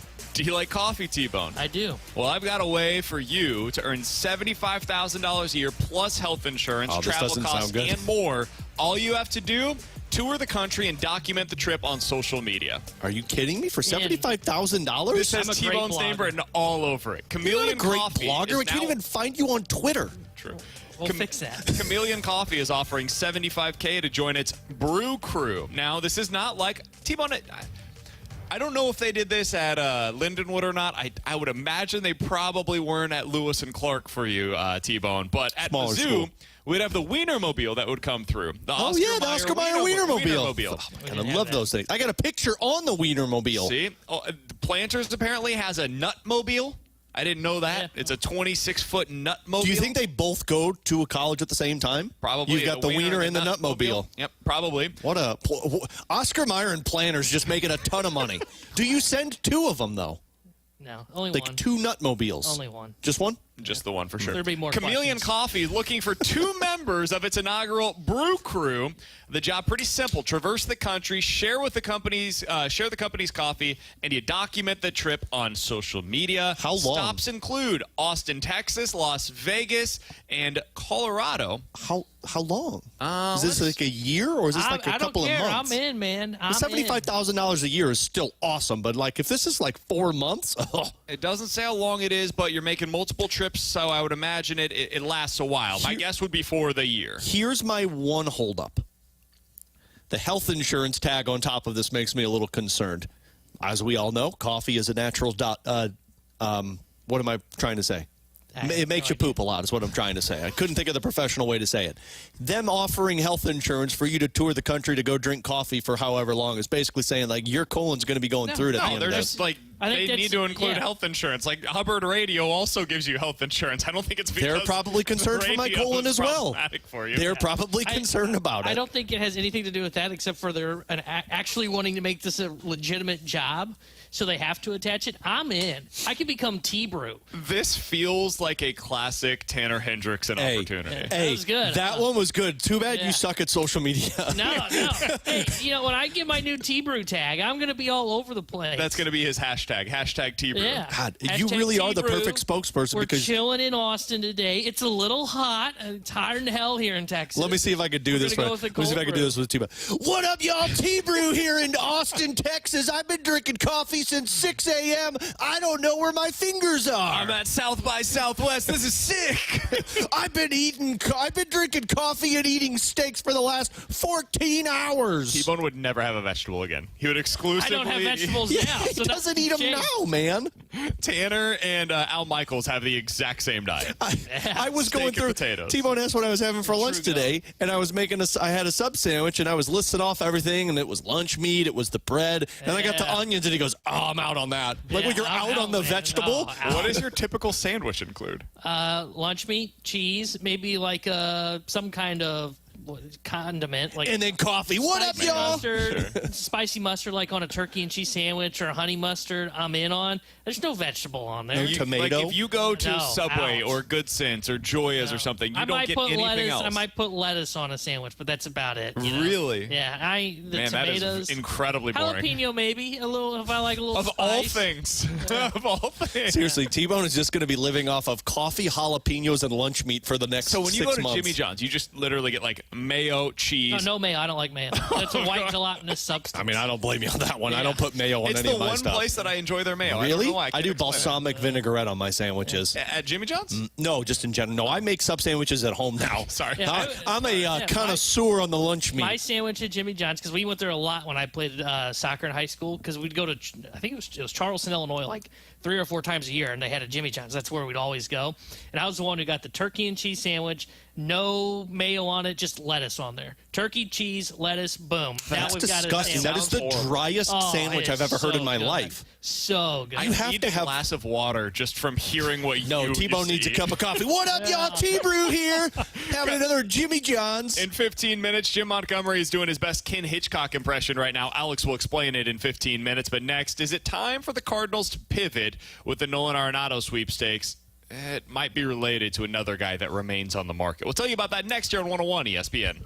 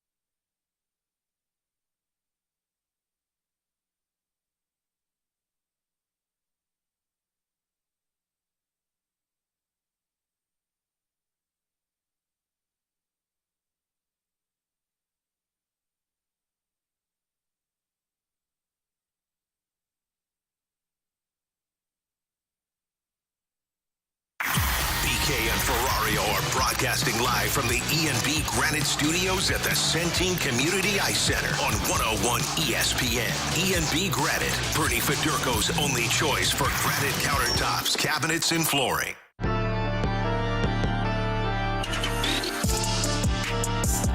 Alongside Alex and T-Bone on BK. We're broadcasting live from the E&B Granite Studios out of the Centene Community Ice Center. And Alex, it might be time for the Cardinals to pivot. I don't take any joy in saying this, and I still wish that they could find a way to get something done with Nolan Arenado. But the reason I bring this up is because, man, this free agency period for Alex Bregman doesn't feel like it's coming to an end anytime soon. There's nothing holding anything back. He is the third baseman that's available. I don't think there's going to be a massive shift in the landscape for him one way or the other. Teams know what Alex Bregman is. He's not going to play a game between now and when he signs. Nothing about his age is going to change. Nothing about his production is going to change. They know who Alex Bregman is and what he provides. And Alex Bregman knows what the offers are that these teams have out there. Man, we're in mid-January. The Cardinals have their winter warm-up this weekend, and other teams across the country are also putting on their winter warm-up this weekend.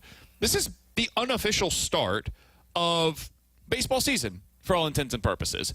The next unofficial landmark, really more official landmark, is when pitchers and catchers report, which is what, 3 weeks away now? We are getting dangerously close to teams reporting to spring training, and there seems to be nothing new about Alex Bregman. We've known the team since the day that he was available on the free agent market, and those are the same teams that appear to be interested in him right now. He wants 5 years. The teams appear to be willing to offer 3 years. There's a middle ground there of 4, I suppose. I don't know what's getting somebody there. And so, to me, like, the Cardinals are stuck until Bregman signs. I don't know when that's going to happen. And so if they are truly in a spot where they have got to, for whatever reason, get $20 million off of their books, here pretty soon they're going to have to start looking at what that pivot looks like. And they're going to have to start saying, okay, well, does that mean Steven Matz isn't going to be here next year? Does that mean Eric Fetty's not going to be here next year? Because we've got to get this money off of the books.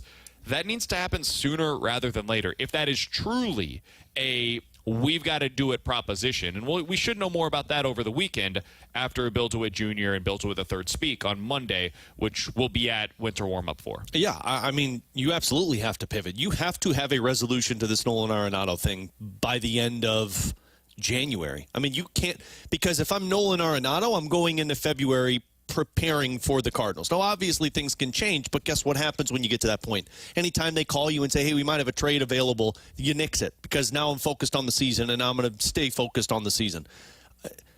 I think before I get to the start checking in on the Fetty and the Steven Matz markets, I think I would start looking at, hey, can I put something to Nolan Arenado? Can I add a sweetener to get this thing off of my deal? Because your team takes a drastic change if you go from trading away Nolan Arenado to trading away 2 starting pitchers. And Steven Matz kind of put out of this one, but it changes with Eric Fetty. Because then you're going to be looking for another pitcher on the free agent market to come in and fill that void in terms of innings. And when you do that, how many times have we seen this before where a pitcher signs late going into the start of the season and it doesn't look pretty?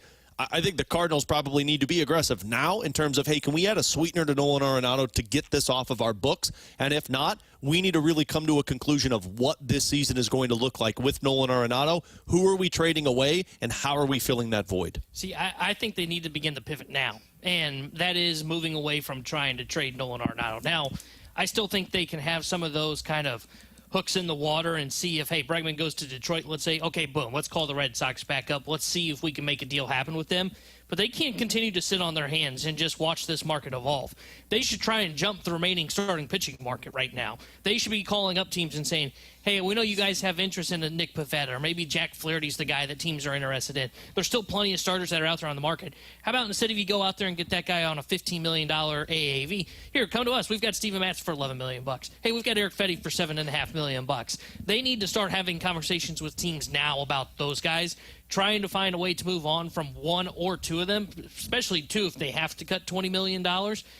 But I think it's also the smart thing to do, right? We mentioned earlier about the spring training, who are guys to keep an eye on. Michael McGreevy, you mentioned as a pitching front. Well, you know how you don't worry about him being a swingman? You clear out some arms from this rotation. So I think they've got to pivot now, because I don't think there's going to be a resolution to this Bregman thing anytime soon.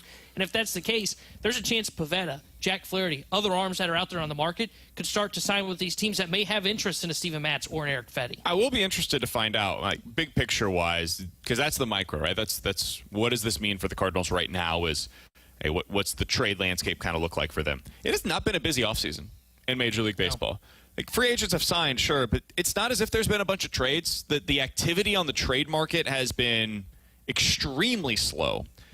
And you look at the free agency market, Alex Bregman's still out there. Pete Alonso's still out there. Anthony Santander's still out there. Jack Flaherty, Jurickson Profar, Nick Pivetta. Pivetta, it's the easiest to explain because he's attached to the qualifying offer, and he's a good but not great starting pitcher. So I can totally understand. It's not surprising to me that that guy is still out there. I'll be interested to see if somebody ends up just offering him the qualifying offer, basically, on a one-year deal. When I look at these other guys, though, they're all flawed in some way. Bregman is a really good bat, but he's getting up there in age, and he's not a great bat. You look at Pete Alonso, he's almost a pure power space. Those guys typically don't get paid at a really high level. Anthony Santander, basically the same thing, but in the outfield, corner outfield spot. Those are two spots that don't typically get paid. Jack Flaherty had serious, and I mean serious, injury questions to the point where the Yankees, it sounds like, pulled out a trade that they had agreed to with the Tigers last year at the deadline because they had fear of the injury, and that was for the last couple of months of the season. Now looking for a multi-year deal, going to be tough. And then Jurickson Profar is just always a guy that ends up getting these one-year deals late in the summer, or late in the spring, rather. So as I look at that and you think about the trade market, I do wonder if this is going to become more of the norm. And I don't know what that means for the Cardinals as they start looking towards what the next iteration of the team can be and how they operate in the off seasons. Does it change at all your perspective on them, like making these moves trade-wise in the future? Because it feels like it's hard to do that right now in Major League Baseball. Like, what I mean by that is, look at the lack of activity that's existed this offseason. I don't think that's because there are a lack of teams that are interested in making moves necessarily, but for whatever reason, none of them are actually doing it because they're not meeting each other's asking price. Well, and that's the thing. I just wonder if teams aren't willing to trade away the big pieces like we typically talk about. Like, I don't know if we hear about trades because Kyle Tucker was the big trade that took place. It just doesn't seem like teams are willing to move on from those types of players very much, which basically kills all of the activity and excitement because if you're not making trades, we know how free agency works. You basically are going to be waiting all the way up. You'll get occasional big names that come off the board, but you're going to be waiting all the way up until winter warm-up for somebody to sign. And when that guy signs, everyone else falls out. The trades are what you're waiting for, but because of teams to go spend top dollar for these free agents, they're not going to trade away their best assets because they say, well, we'll hold out for these guys and hope that they're great. I also think the two are combined, right? Like they're correlated. So if Bregman doesn't sign Arenado to be traded because the teams that are interested in Bregman don't want to give up the assets that it's going to take to potentially get Nolan Arenado, and it could just go sign Alex Bregman. If Pete Alonso doesn't sign, well, that also potentially has a trickle-down effect for Arenado because it's a corner infield position where that team might then, for example, with the Boston Red Sox, I don't know how much interest they would realistically have in Alonso, but let's go down this path together. Well, they could sign Alonso, put him at first base, and just keep Devers at third, or they could trade for Arenado and move Devers back over to first. Same thing is true for Flaherty, for example, with what he's going to get on the market. Well, I could go sign Jack Flaherty, or I could pivot and go get, either Steven Matz or Eric Fetty or some from the Mariners, etc. It just feels like everything is gummed up in the market right now, and what I'm struggling with is I don't know if this is a one-off or if this is going to become a theme in future seasons. That's what I'm not sure about. I think it's becoming a theme because I feel like the last couple of off seasons have felt this way, where you're waiting for a couple guys to sign and it just kind of clogs up the market. I remember like last off season, everybody had to wait for, I think it was the Ohtani deal if I remember correctly. Everybody was just waiting to see where he went, and then the big players started to really start doing things, and then the smaller market teams started to get involved. Like, it doesn't make sense. I can get the Arenado one. Like, I can get how if you're a team, you're in the Bregman market, you're going, okay, Bregman, probably a better player right now. May even be a better player through the life of this contract than the 3 years we get out of Arenado. So let's just kind of wait and see before we do that. I don't understand the argument for, now this is on the Cardinals, because I think the Cardinals are the ones that are dictating this. I don't understand well, why would I go sign a Nick Pivetta attached to a qualifying offer who's really like a number 3 starter, or go trade for an Eric Fetty? That's the one that I don't understand. And again, that's where I point to the Cardinals and say, why are you not open to these moves more? Like, that should be the one where they should be taking advantage of the market. But I think they're either one of two things. One, they're saying, no, we need Fetty, we need Matz for our rotation this year, and we're going to cut money by moving Arenado. Or it's the second one, which is, and this is what I've heard, and you could take Jim Bowden at his word or not, but I think there is some truth to this. I think both front offices don't want win-win trades. They want to win the trade. Yes. So they end up asking for more than what they really should get in any deal, They back and away it just from it. slows everything up. And then it takes forever to negotiate the deals. And to your point, then at some point, somebody's going to say, Well, fine. We're just going to walk away and we're going to go spend money on free agency to fix whatever our problem might be. One last thing on the Cardinals. Yesterday it was announced MLB Now's top 10 second baseman in Major League Baseball. We did a conversation yesterday about which Cardinals have a legitimate claim to be top 10 at their respective positions. And we mentioned Donovan as one of those guys at second base. I'm not sure that we had him this high on the list, though.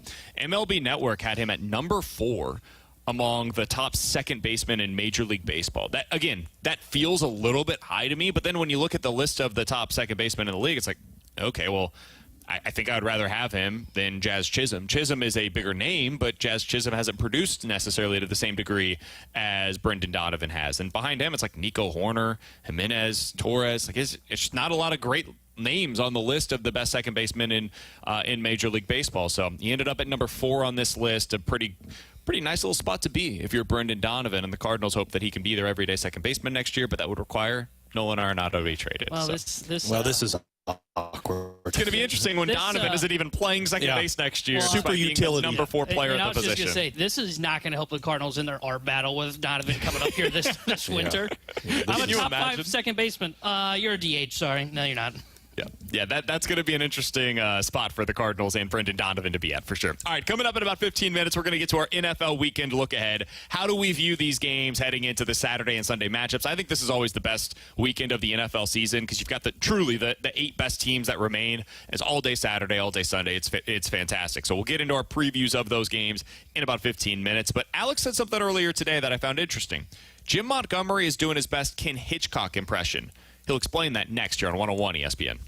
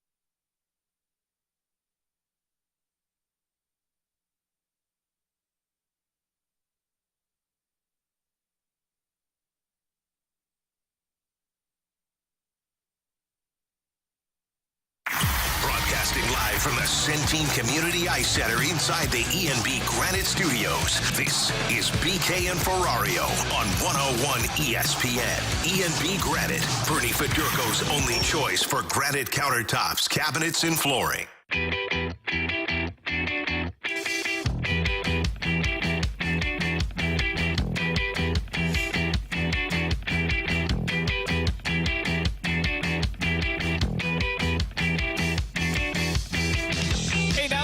Score a pair of tickets to this year's Winter Warm-Up. Cardinals Care Winter Warm-Up is this weekend. Takes place January 18th through the 20th at Busch Stadium and Ballpark Village. The 3-day admission tickets are on sale right now. You can get access to the clubhouse tours, special presentations, autograph stations, activities for the kids, and so much more. You can check out all the details for this year's Cardinals Care Winter Warm-Up at cardinals.com/WWU, or you can just go to 101ESPN.com. Both available for you.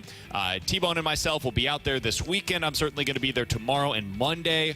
Monday is when the DeWitts will speak. Ollie Marmol's going to speak then as well. And then John Mozeliak is speaking tomorrow. He's scheduled to meet both with the media and he does a Q&A with fans. So if you have any questions for John Mozeliak, your opportunity to ask those. You don't have to yell at us for not asking the questions. No, you can go ask them yourself if you'd like to tomorrow at Ballpark Village. Bring the heat. That was like being Tony without being Tony. I liked it. No, I'm being serious. You can ask him yourself. Like, I have a lot of questions for Mo that I hope to ask tomorrow, but I know people get upset sometimes. They say that the media is very soft. This is an opportunity. Yeah. If you genuinely want to go ask a question that you think is pointed, that you want to get the answer to, yeah. There's literally one opportunity for fans to be able to do that every single season. And frankly, this is your last opportunity to do it with John Mozeliak. Yeah. It's tomorrow. I think it's 11:30 at Ballpark Village. And this year, to get in to be a part of those Q&As, it's free. You don't have to pay anything to get in. So if you're mad at the Cardinals, you don't want to give them your money, well, that part, the presentations, you just go over to Ballpark Village and you raise your hand and you ask them for the mic. We turn the tables on you. If you don't go, we're calling you soft.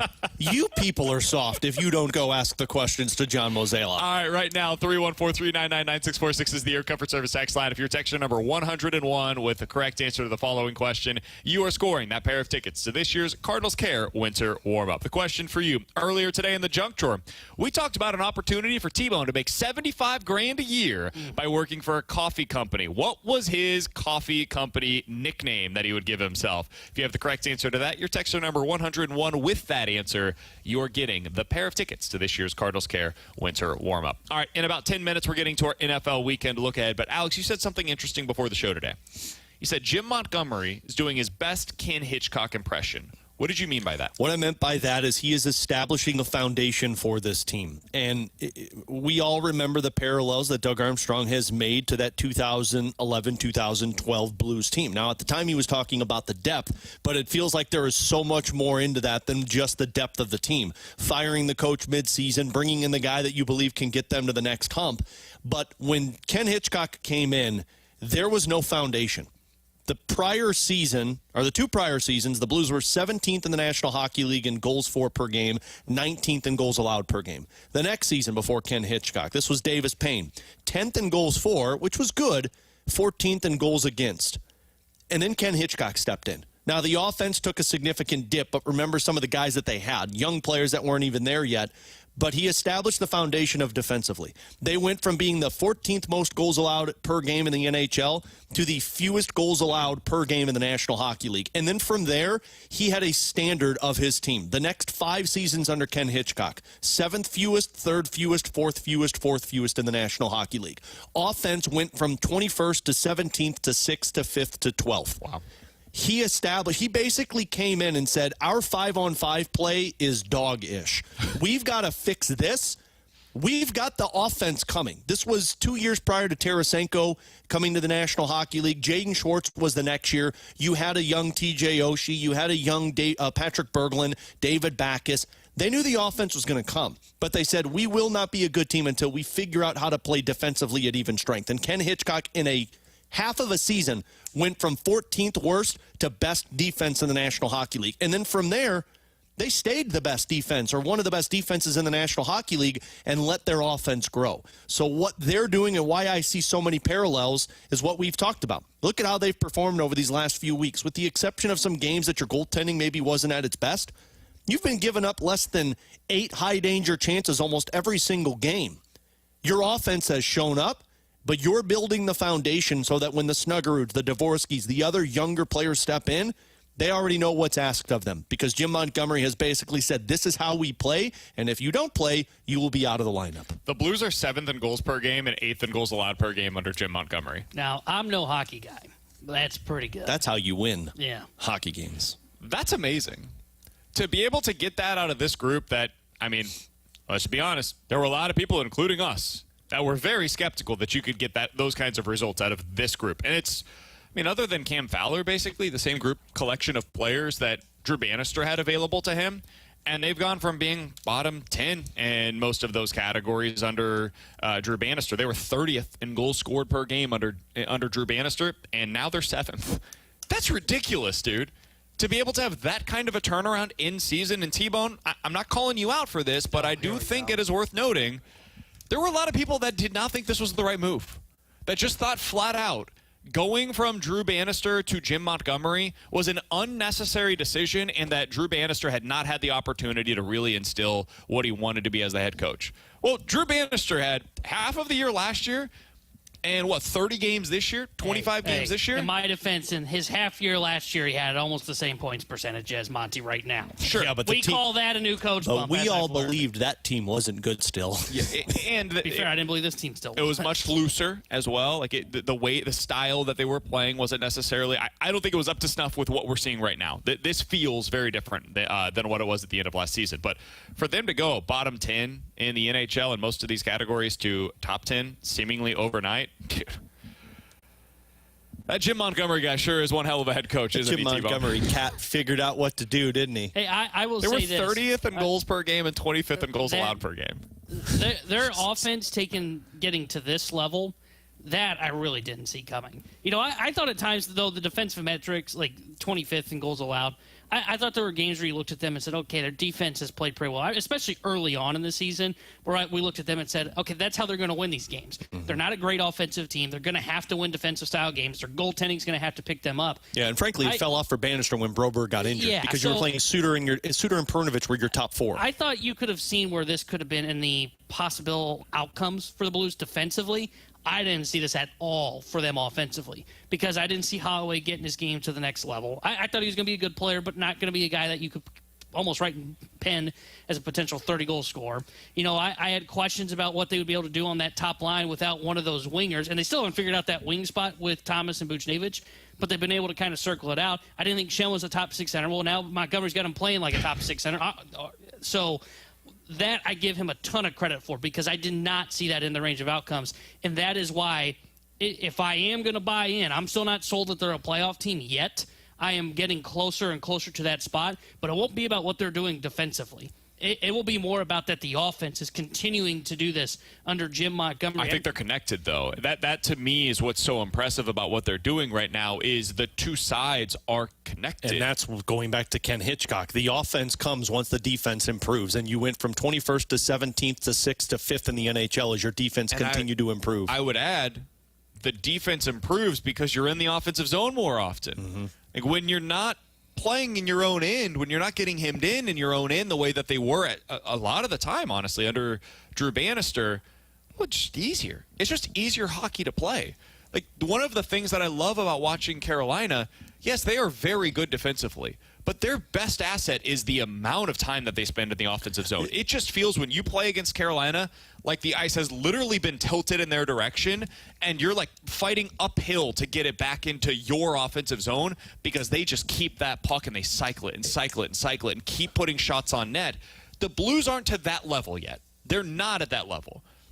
But they are a hell of a lot closer than they were under Drew Bannister. And I think that improves their defense a ton, to be able to just keep it in the offensive zone. And to that point, coming into that series against the Blues, the Calgary Flames were in that type of play. They were a team that heavily outchanced you, had a higher Corsi rating because all they did was they forechecked and they spent time in your zone.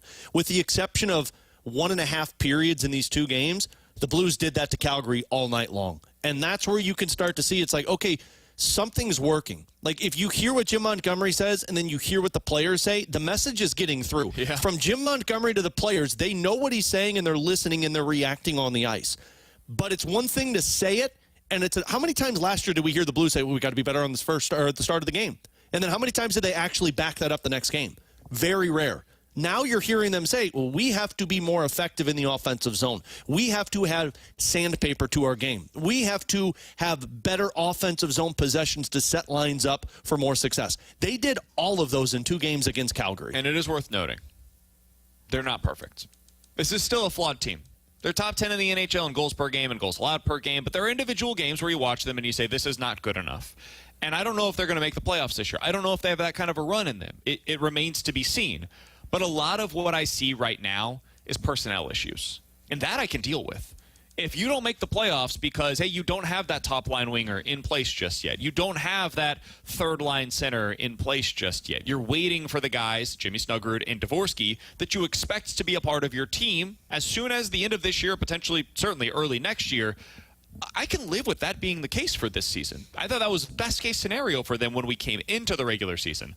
What I don't enjoy, what I didn't like earlier this year, is a lot of the guys that they were building around didn't seem to be living up to expectations. And I can no longer say that. Under Jim Montgomery, your best players have been playing like they're your best players, and that's what they had to get out of the 2024-25 calendar year. All right, he's Alex. That's T-Bone on BK. Coming up in 15 minutes, we'll put a bow on this thing with the BK and Ferrario Rewind. But next, it's time for our NFL weekend look ahead, our full thoughts on the 4-game slate going into this divisional round of the NFL this weekend. We'll get into that next year on 101 ESPN.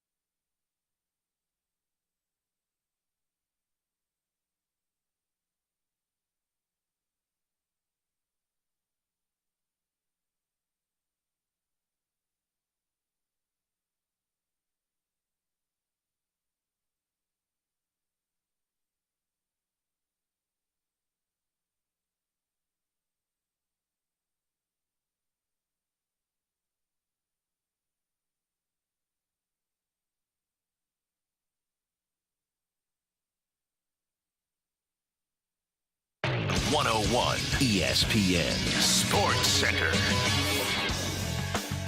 I'm Jordan Deacon. The Sports Center update is driven by Johnny Londoff Chevrolet and Johnny Londoff Autoplex. Last night, the Blues beat the Calgary Flames by a score of 4-1. They're off today and back in action tomorrow in Utah. Pre-game coverage starts at 7, and then puck drop is at 8 right here on your home for the Blues, 101 ESPN. Plus, over the weekend, we'll have college basketball action for you starting at 10:30 on Saturday morning. Then on Sunday, we'll have the NFL divisional round matchups beginning at 1:30. If you missed anything from today's show, make sure to check out the podcast at 101ESPN.com or from the free 101 mobile app. I'm Jordan Deacon. The Sports Center update was driven by Johnny Londoff Chevrolet and Johnny Londoff Autoplex. See them at londoff.com. Chevy, together we drive. Are you kidding me? This is BK and Ferrario on 101 ESPN. We're broadcasting live from the E&B Granite Studios at the Centene Community Ice Center. E&B Granite, Bernie Fedurko's only choice for granite countertops, cabinets, and flooring.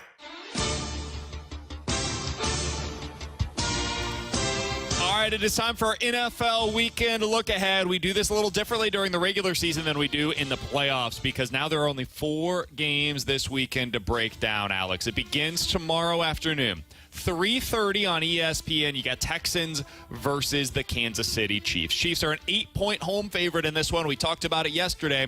There have only been two times that a favorite of 8 points or more in the postseason has lost straight up. It's happened 2 times. One was the Chiefs when Alex Smith was their quarterback against the Tennessee Titans. That was in 2018.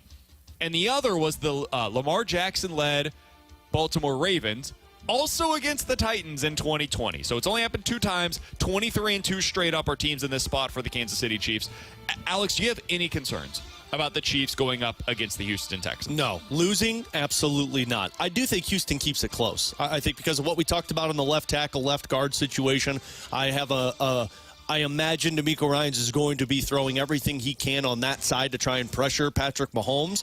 And with what we saw from how Will Anderson and that defensive line played, I think they'll at least make things interesting. But I think the Kansas City Chiefs are going to play with their food a little bit. By the second half, that's when they explode a little bit more offensively. I think Houston probably keeps this one like a 6 or 7 point game, but eventually they're falling in this. Yeah, I think you'll see the Texans cover this spread just because I don't remember the last time we even saw the Chiefs win by more than a touchdown. That was kind of their MO in the regular season. I just don't know if they've got enough offensively to get them over the top because I do agree. I think their defense is going to cause some havoc on Mahomes. I mean, we talked about their O-line a little earlier in the day. I think you're going to see some pressure on Mahomes, maybe speed him up just a little bit. But it's Patrick freaking Mahomes. He's going to go to Travis Kelce, which is now his time to shine. Yep. I 70 or more yards in 13 consecutive games. More than the second and third longest streaks combined in NFL history. And he's got all of his weapons to him. He's got Hollywood Brown. He's got Xavier Worthy. He's got DeAndre Hopkins, both running backs, Travis Kelce, Noah Gray. Like, he's got everything. Yeah, I can't see a scenario where the Chiefs lose this football game. I'm with you guys. I do think they actually end up covering that spread. I think it'll be close early on. I think you're right, Alex. I think there's a decent chance that you see maybe the Chiefs get off to a really good first drive because Andy typically has stuff scripted up pretty well.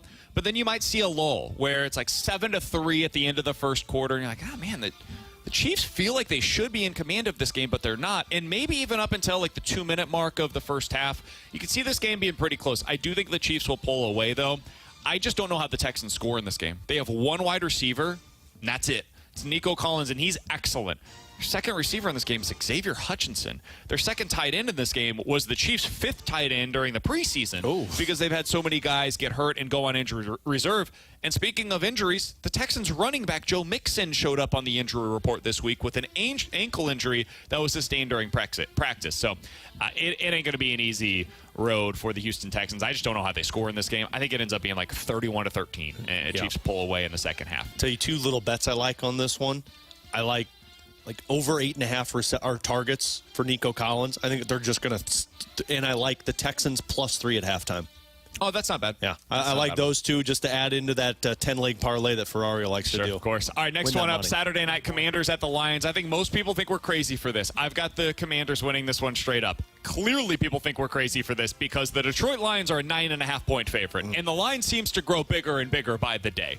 So I'm obviously on the losing proposition side of this thing. I mentioned 23-2 straight up are the teams that are favored by at least 8 points. I just don't trust the Lions. It is worth noting one of their cornerbacks, Arnold, is going to be back for this game. He's expected to play, and that's a huge deal for them. They need somebody to be able to go up one-on-one against Terry McLaurin. I like the Commanders a lot. I think, if nothing else, I'm very confident there will be a lot of points scored in this one. So 7 o'clock Fox should be a fun game to watch. You're on an island in terms of the Commanders winning this game straight up, but I will take the Commanders plus 9.5 and the over. I think this game is going to be a 48-45 final score, and it's going to come down to Jared Goff and Dan Campbell driving the ball down to the field for the game-winning drive. I think Jaden Daniels makes this look interesting, and I think you exit out of this game with the Lions win saying Jaden Daniels second-best quarterback in the NFC next season. I think he's done for him, even to a greater degree, what Jordan Love did for himself last offseason, or last postseason. Yeah. Remember, Jordan Love had a really good postseason, and people were turned on to the idea that he could be a top 10 quarterback in the league. He down his leg this year. Yeah, Daniels has done that, but to an even greater degree. He is the one guy in this offense that really makes it all work. Yeah, I'm going Washington. I'm with BK. I worry about the health of the Lions defensively. I mean, we talked about this yesterday. They didn't really go up against any offense that would scare you, even when you're dealing with injuries. But the teams they did, Green Bay gave up 31, Buffalo gave up 48, even San Fran, who I guess has an okay offense, but most of their pieces were gone, gave up 34 in that game. I just don't know if they're going to get the big stop when they need it against Daniels. So I like Washington in this one. All right, Sunday, 2 o'clock, NBC, Rams at the Eagles. T-Bone, we'll start with you. It's a 6.5-point line in favor of the Eagles. They're expecting 3 to 5 inches to fall during this game in Philadelphia. That may impact the way that the Rams want to play. How are you feeling about this one as a Rams fan going into Sunday's matchup in Philly? I think it was a good season, boys. I don't think the Rams can beat them. I love, they're the fun story. They've got the offense, but it's going to snow. And I think that's going to slow everything up for Sean McVay. I don't know if they can establish a run like Philadelphia can. And I just saw not too long ago, it was probably 6 weeks ago, Saquon ran for like 200 yards on the Rams. He's going to do that again. And if you don't have good footing, he's really going to take advantage of it. I don't see a scenario where the Rams win this one. I think this is a slog. 23-13. I like the Eagles. It covers the spread slightly. I don't really love picking either side of the spread just because there could be a backdoor cover there easily. I like the under. The under would be the thing that I'm targeting here in this game, and I do think that the Eagles end up winning this one outright. If I'm doing anything, it would be a teaser to take Philadelphia down to a money line pick against the Rams. I'm going Rams picking this one. Really? I think Sean McVay is going to be prepared, and I always go in these types of games where I feel like they're close, coach and quarterback combo. And I think the better coach, better quarterback is on the Rams side. So I think the Rams win this one. I don't think Saquon has that big of a game. I think they force Jalen Hurts to have to throw the ball, and we all know what happens when they do that. That doesn't portend good things if that's the way that this game goes. Final one, and it's the biggest one. Ravens at the Bills, 5:30 on CBS with Tony Romo on the call. Baltimore is a 1.5-point road favorite, favored by 1.5 against the Buffalo Bills in this one. My heart is telling me to go with Buffalo. As a Chiefs fan, I am more scared of Buffalo than I am the Baltimore Ravens. My head is telling me to go with the Ravens, though. I think they're the better football team. Better defense. Quarterback is playing just as well as Josh Allen has this year. I do have concern about the Zay Flowers injury and what that means for them. They are very reliant on the middle of the field. I think they just go bully ball. I think both of these teams are going to use a similar attack in this one. They're going to really rely on the running games. I think Baltimore pulls it out in the end, and I think they win by about 3 points. I think it's close. I think it's high scoring. I think the Baltimore Ravens, though, are the team that ends up winning this one. I'm going to say circle the wagons. I think it's Buffalo. I agree. I think Baltimore has a better option, but the Zay Flowers injury is huge for me because I do think you're going to have to throw the football a little bit. And I don't know if I'm going to rely on the passing game then for Baltimore. I think Josh Allen's going to make enough plays. I think Josh Allen's going to be the reason we're talking about Buffalo winning this one. Not James Cook, not the run, not the defense that they were slow. I think Josh Allen's just going to be amazing and get them to the AFC Championship game again. I hope John Harbaugh knows the Heimlich maneuver because I smell a choke coming at some point by Lamar Jackson. I don't trust it. I don't trust him, and I never will trust him. I think this is the season for Buffalo Bills. I think this is the Josh Allen year. Everyone wants to talk about Lamar Jackson. Everyone wants to talk about that sexy offense with Derrick Henry. I think there are more weapons that can be utilized better on the Buffalo Bills side. I think this one's the over. I think both of these teams are going to be throwing the ball, and I do think you'll see a lot of James Cook in this one. I have the Bills winning it. With Alex and T-Bone, I'm BK. That is what we're looking for this weekend as we get to the divisional round of the NFL playoffs. In my opinion, the best weekend of the NFL season. You've got 4 absolutely great games, and I really do think the dogs are live in at least 3 of them. I do not think that the Texans are a live dog. I don't think they can win outright against the Chiefs. I think the other 3 are, though. I think there's at least a case to be made for each of them as we go into the weekend. All right, coming up next, we are going to preview Mizzou's basketball game, Illinois' basketball game. We also have a college football national championship game to preview because we are not on the air on Monday, and the Blues play this weekend as well. So we've got a lot to get to coming up next in the BK and Ferrario Rewind here on 101 ESPN.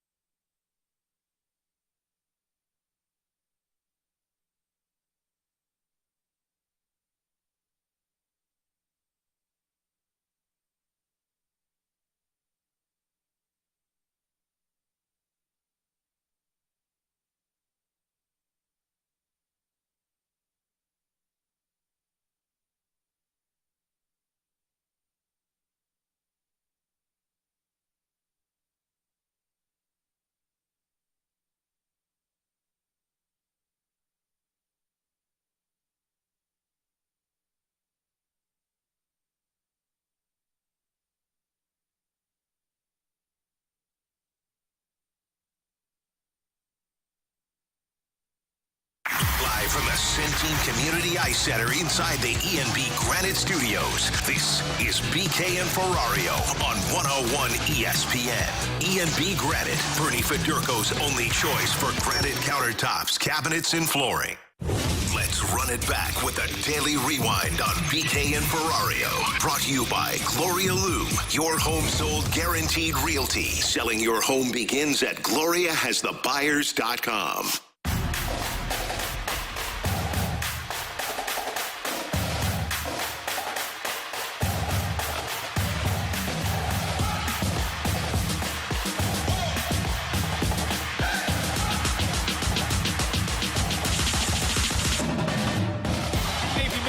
From today's show, be sure to check out the podcast page, 101ESPN.com, and the free 101 ESPN app is where you go to find it. It's all presented by Schaefer Door Company. That 101 ESPN app is presented by Dobbs Tire and Auto Centers. It is super easy to use, and yes, it is free to enjoy as well, so be sure to download that today if you have not done so just yet. If you missed anything from our shows this week, you also can find them on YouTube at youtube.com/101ESPN-STL. When we are done with these shows, they are all populated over there. You can go back through if you've got specific segments that you want to check out. If you're a Blues fan, you just want to listen to the Blues stuff, you can do that over on YouTube at youtube.com/101ESPN-STL. All right, for the rewind today, Alex, we've got a lot to get to. We're going to do this quick hitter style because the Blues are in action. Mizzou is in action. Illinois is in action. Before we get back on Tuesday, we will also have seen the national championship game played. So we're going to get to these quick hitter style. I'll spend 5 minutes on the first one. With the Blues versus the Utah Hockey Club. Tomorrow night, 7 o'clock pregame with Alex right here in your home of the Blues, 101 ESPN. 8 o'clock puck drop as they go on the road at Utah. Alex, they're looking for their first 3-game winning streak of the season. They're the only team in the league that has not been able to accomplish that feat. Is this the time when they do it? It is. I think this feels like it's a trap game, but the Blues are playing like a team that's not going to fall into that trap. I think the defense is going to have a lot of momentum after that game against Calgary, and the offense right now is flowing. You're taking on a team that has won twice in their last 10 games. It's in Utah, where they have not been good this season. I think the Blues are going to be the superior team. They finish it off a 4-1 victory. Who do you think starts in net? Bennington. Yeah. You think Bennington? Yep, Bennington gets the 2, and then Joel Hofer comes home and gets the home game. And it plays well into the Bennington has been great on the road. Hofer's been great at home. All right, next thing up here as we go through our preview for this weekend, your Illini T-Bone are in action on Sunday morning. It's a CBS nationally televised game. I won't be up. Illini versus Michigan State. This is a tough one. It's on the road. If you want to look at Ken Palm, they've got you guys losing this one projected. It's not an easy matchup for you. How you feeling going into this one, T-Bone? I'm not feeling great because Brad Underwood's time at Illinois, he's historically struggled with early starts like this. Okay. And that's how they lost at USC. It was an early start last week or 2 weeks ago. I think they lose, but I think it's very competitive. I don't know if they'll be able to go on the run they need to pull away in this one. Mizzou's looking to follow up their big win against Florida. That one was on the road. They're coming back home. They're taking on John Calipari for the first time in his tenure at Arkansas. This is a game Mizzou needs to win. Now, they do have a little bit of grace. They effectively give themselves a mulligan because of that win against Florida. Things are getting really difficult after this game once again. Arkansas is one of the worst teams in the SEC this season. After that, you go on the road at Texas. That's a quad 1 game. At home against Ole Miss, that's a quad 1 game. On the road against Mississippi State, quad 1. On the road against Tennessee, quad 1. And then at home against Texas A&M for another quad 1 game. It is not going to be an easy road after this. This is a game that Missouri needs to win, and I think they will. Arkansas is not a great team this season in year 1 under John Calipari. In the national championship game on Monday night, 6:30 kickoff on ESPN, Ohio State against Notre Dame. It is an 8.5-point line. That's a big one in this one, Alex. You've been a backer of Notre Dame this entire college football playoff. Are you going to do it again in the national title game against Ohio State? Yeah, why not? Let's stick with it. I don't believe it. But What do you say with your chest? The reason I don't believe it is, like, I can't keep denying Will Howard. I think he's a bad quarterback, but he has obviously proven he is not a bad quarterback. I like Marcus Freeman. I'd like to give him the edge, but I think the talent's on Ohio State's side. I do believe this is close. I think Notre Dame covers the spread, but I think Ohio State is essentially your national champion team. Yeah, I think Ohio State covers the spread. I think they win by 2 scores, but I think it's going to be a lot like the game against Texas. I agree. That's how I see it going. It's going to be close throughout. Ohio State's maybe going to be up by 1, and then whether it is they force a turnover and take it back like they did against Texas, they break out one big pass or one big run. I think it's going to be close throughout. One play is going to be the thing that separates it. That's where I'm at as well. I do think it ends up being 10 to 14 points in favor of Ohio State. I do think they will win this game, cover that spread. Do you guys think this is the last time that Marcus Freeman coaches a game at Notre Dame, or do you think that he ends up being there for the long haul? I don't know if he's there for the long haul, but he's there next year. Yeah, I think he's back with Notre Dame next year. I don't think he's taking an NFL job. I think the NFL job is after next season, depending on if they have success. I could definitely see that. All right, last thing that we got to get to here. There's Cardinals. more? Cardinals winter warm-up is this weekend. Oh, okay, we're out of time. Hold on. We'll see you Tuesday. By the time that we are back on the air on Tuesday, we'll have heard from John Mozeliak and Bill DeWitt Jr., Bill DeWitt III, Ollie Marmol, and all of the players that you want to hear from. We will not have heard from Chaim Bloom, who is the only person in the organization that has actually hired somebody this offseason, which I find to be just a strange way to go about it, but that's their prerogative. It is what it is. Do you guys think we'll hear anything this weekend that is legitimately noteworthy where we come back on Monday or Tuesday morning and say to ourselves, I think we've got to lead with something that was said this weekend at Cardinals winter warm-up? You wouldn't have put that damn criteria in it because I know exactly what's going to happen. BK is going to show up on Tuesday morning and be like, guys, Ollie and the players sold me. I think they're going to be good. And then that damn segment on Tuesday morning is going to be BK trying to explain how the Cardinals get to 90 wins. That would be your noon segment, not the lead. Well, if regardless, that ends up happening this weekend, that will be at 12 o'clock on Tuesday. Regardless, you and I are going to get into an argument on Tuesday because you're going to try and convince me that this is a 90-win team, and I'm going to tell you this team's barely an 80-win team. I think the Cardinals are going to do the classic Cardinals, right? Where you're going to get to finally hear from the brass, outside of Chaim. But you're going to get to hear from the brass. And you're going to leave it going, I have more questions. I mean, it's the classic Cardinals, right? When was the last time they had good PR? It was like 2022 when they signed Albert. Yeah. Since then, it's been nothing but crap. So I continue to believe that Mo's going to say something, DeWitt's going to say something, and we're going to leave going, oh, wait, I have more questions. Why is this happening? I would say, to answer my own question, no, they won't say anything that leads our show on Tuesday because of everything that's happening over this weekend, especially with the Blues having such a big game.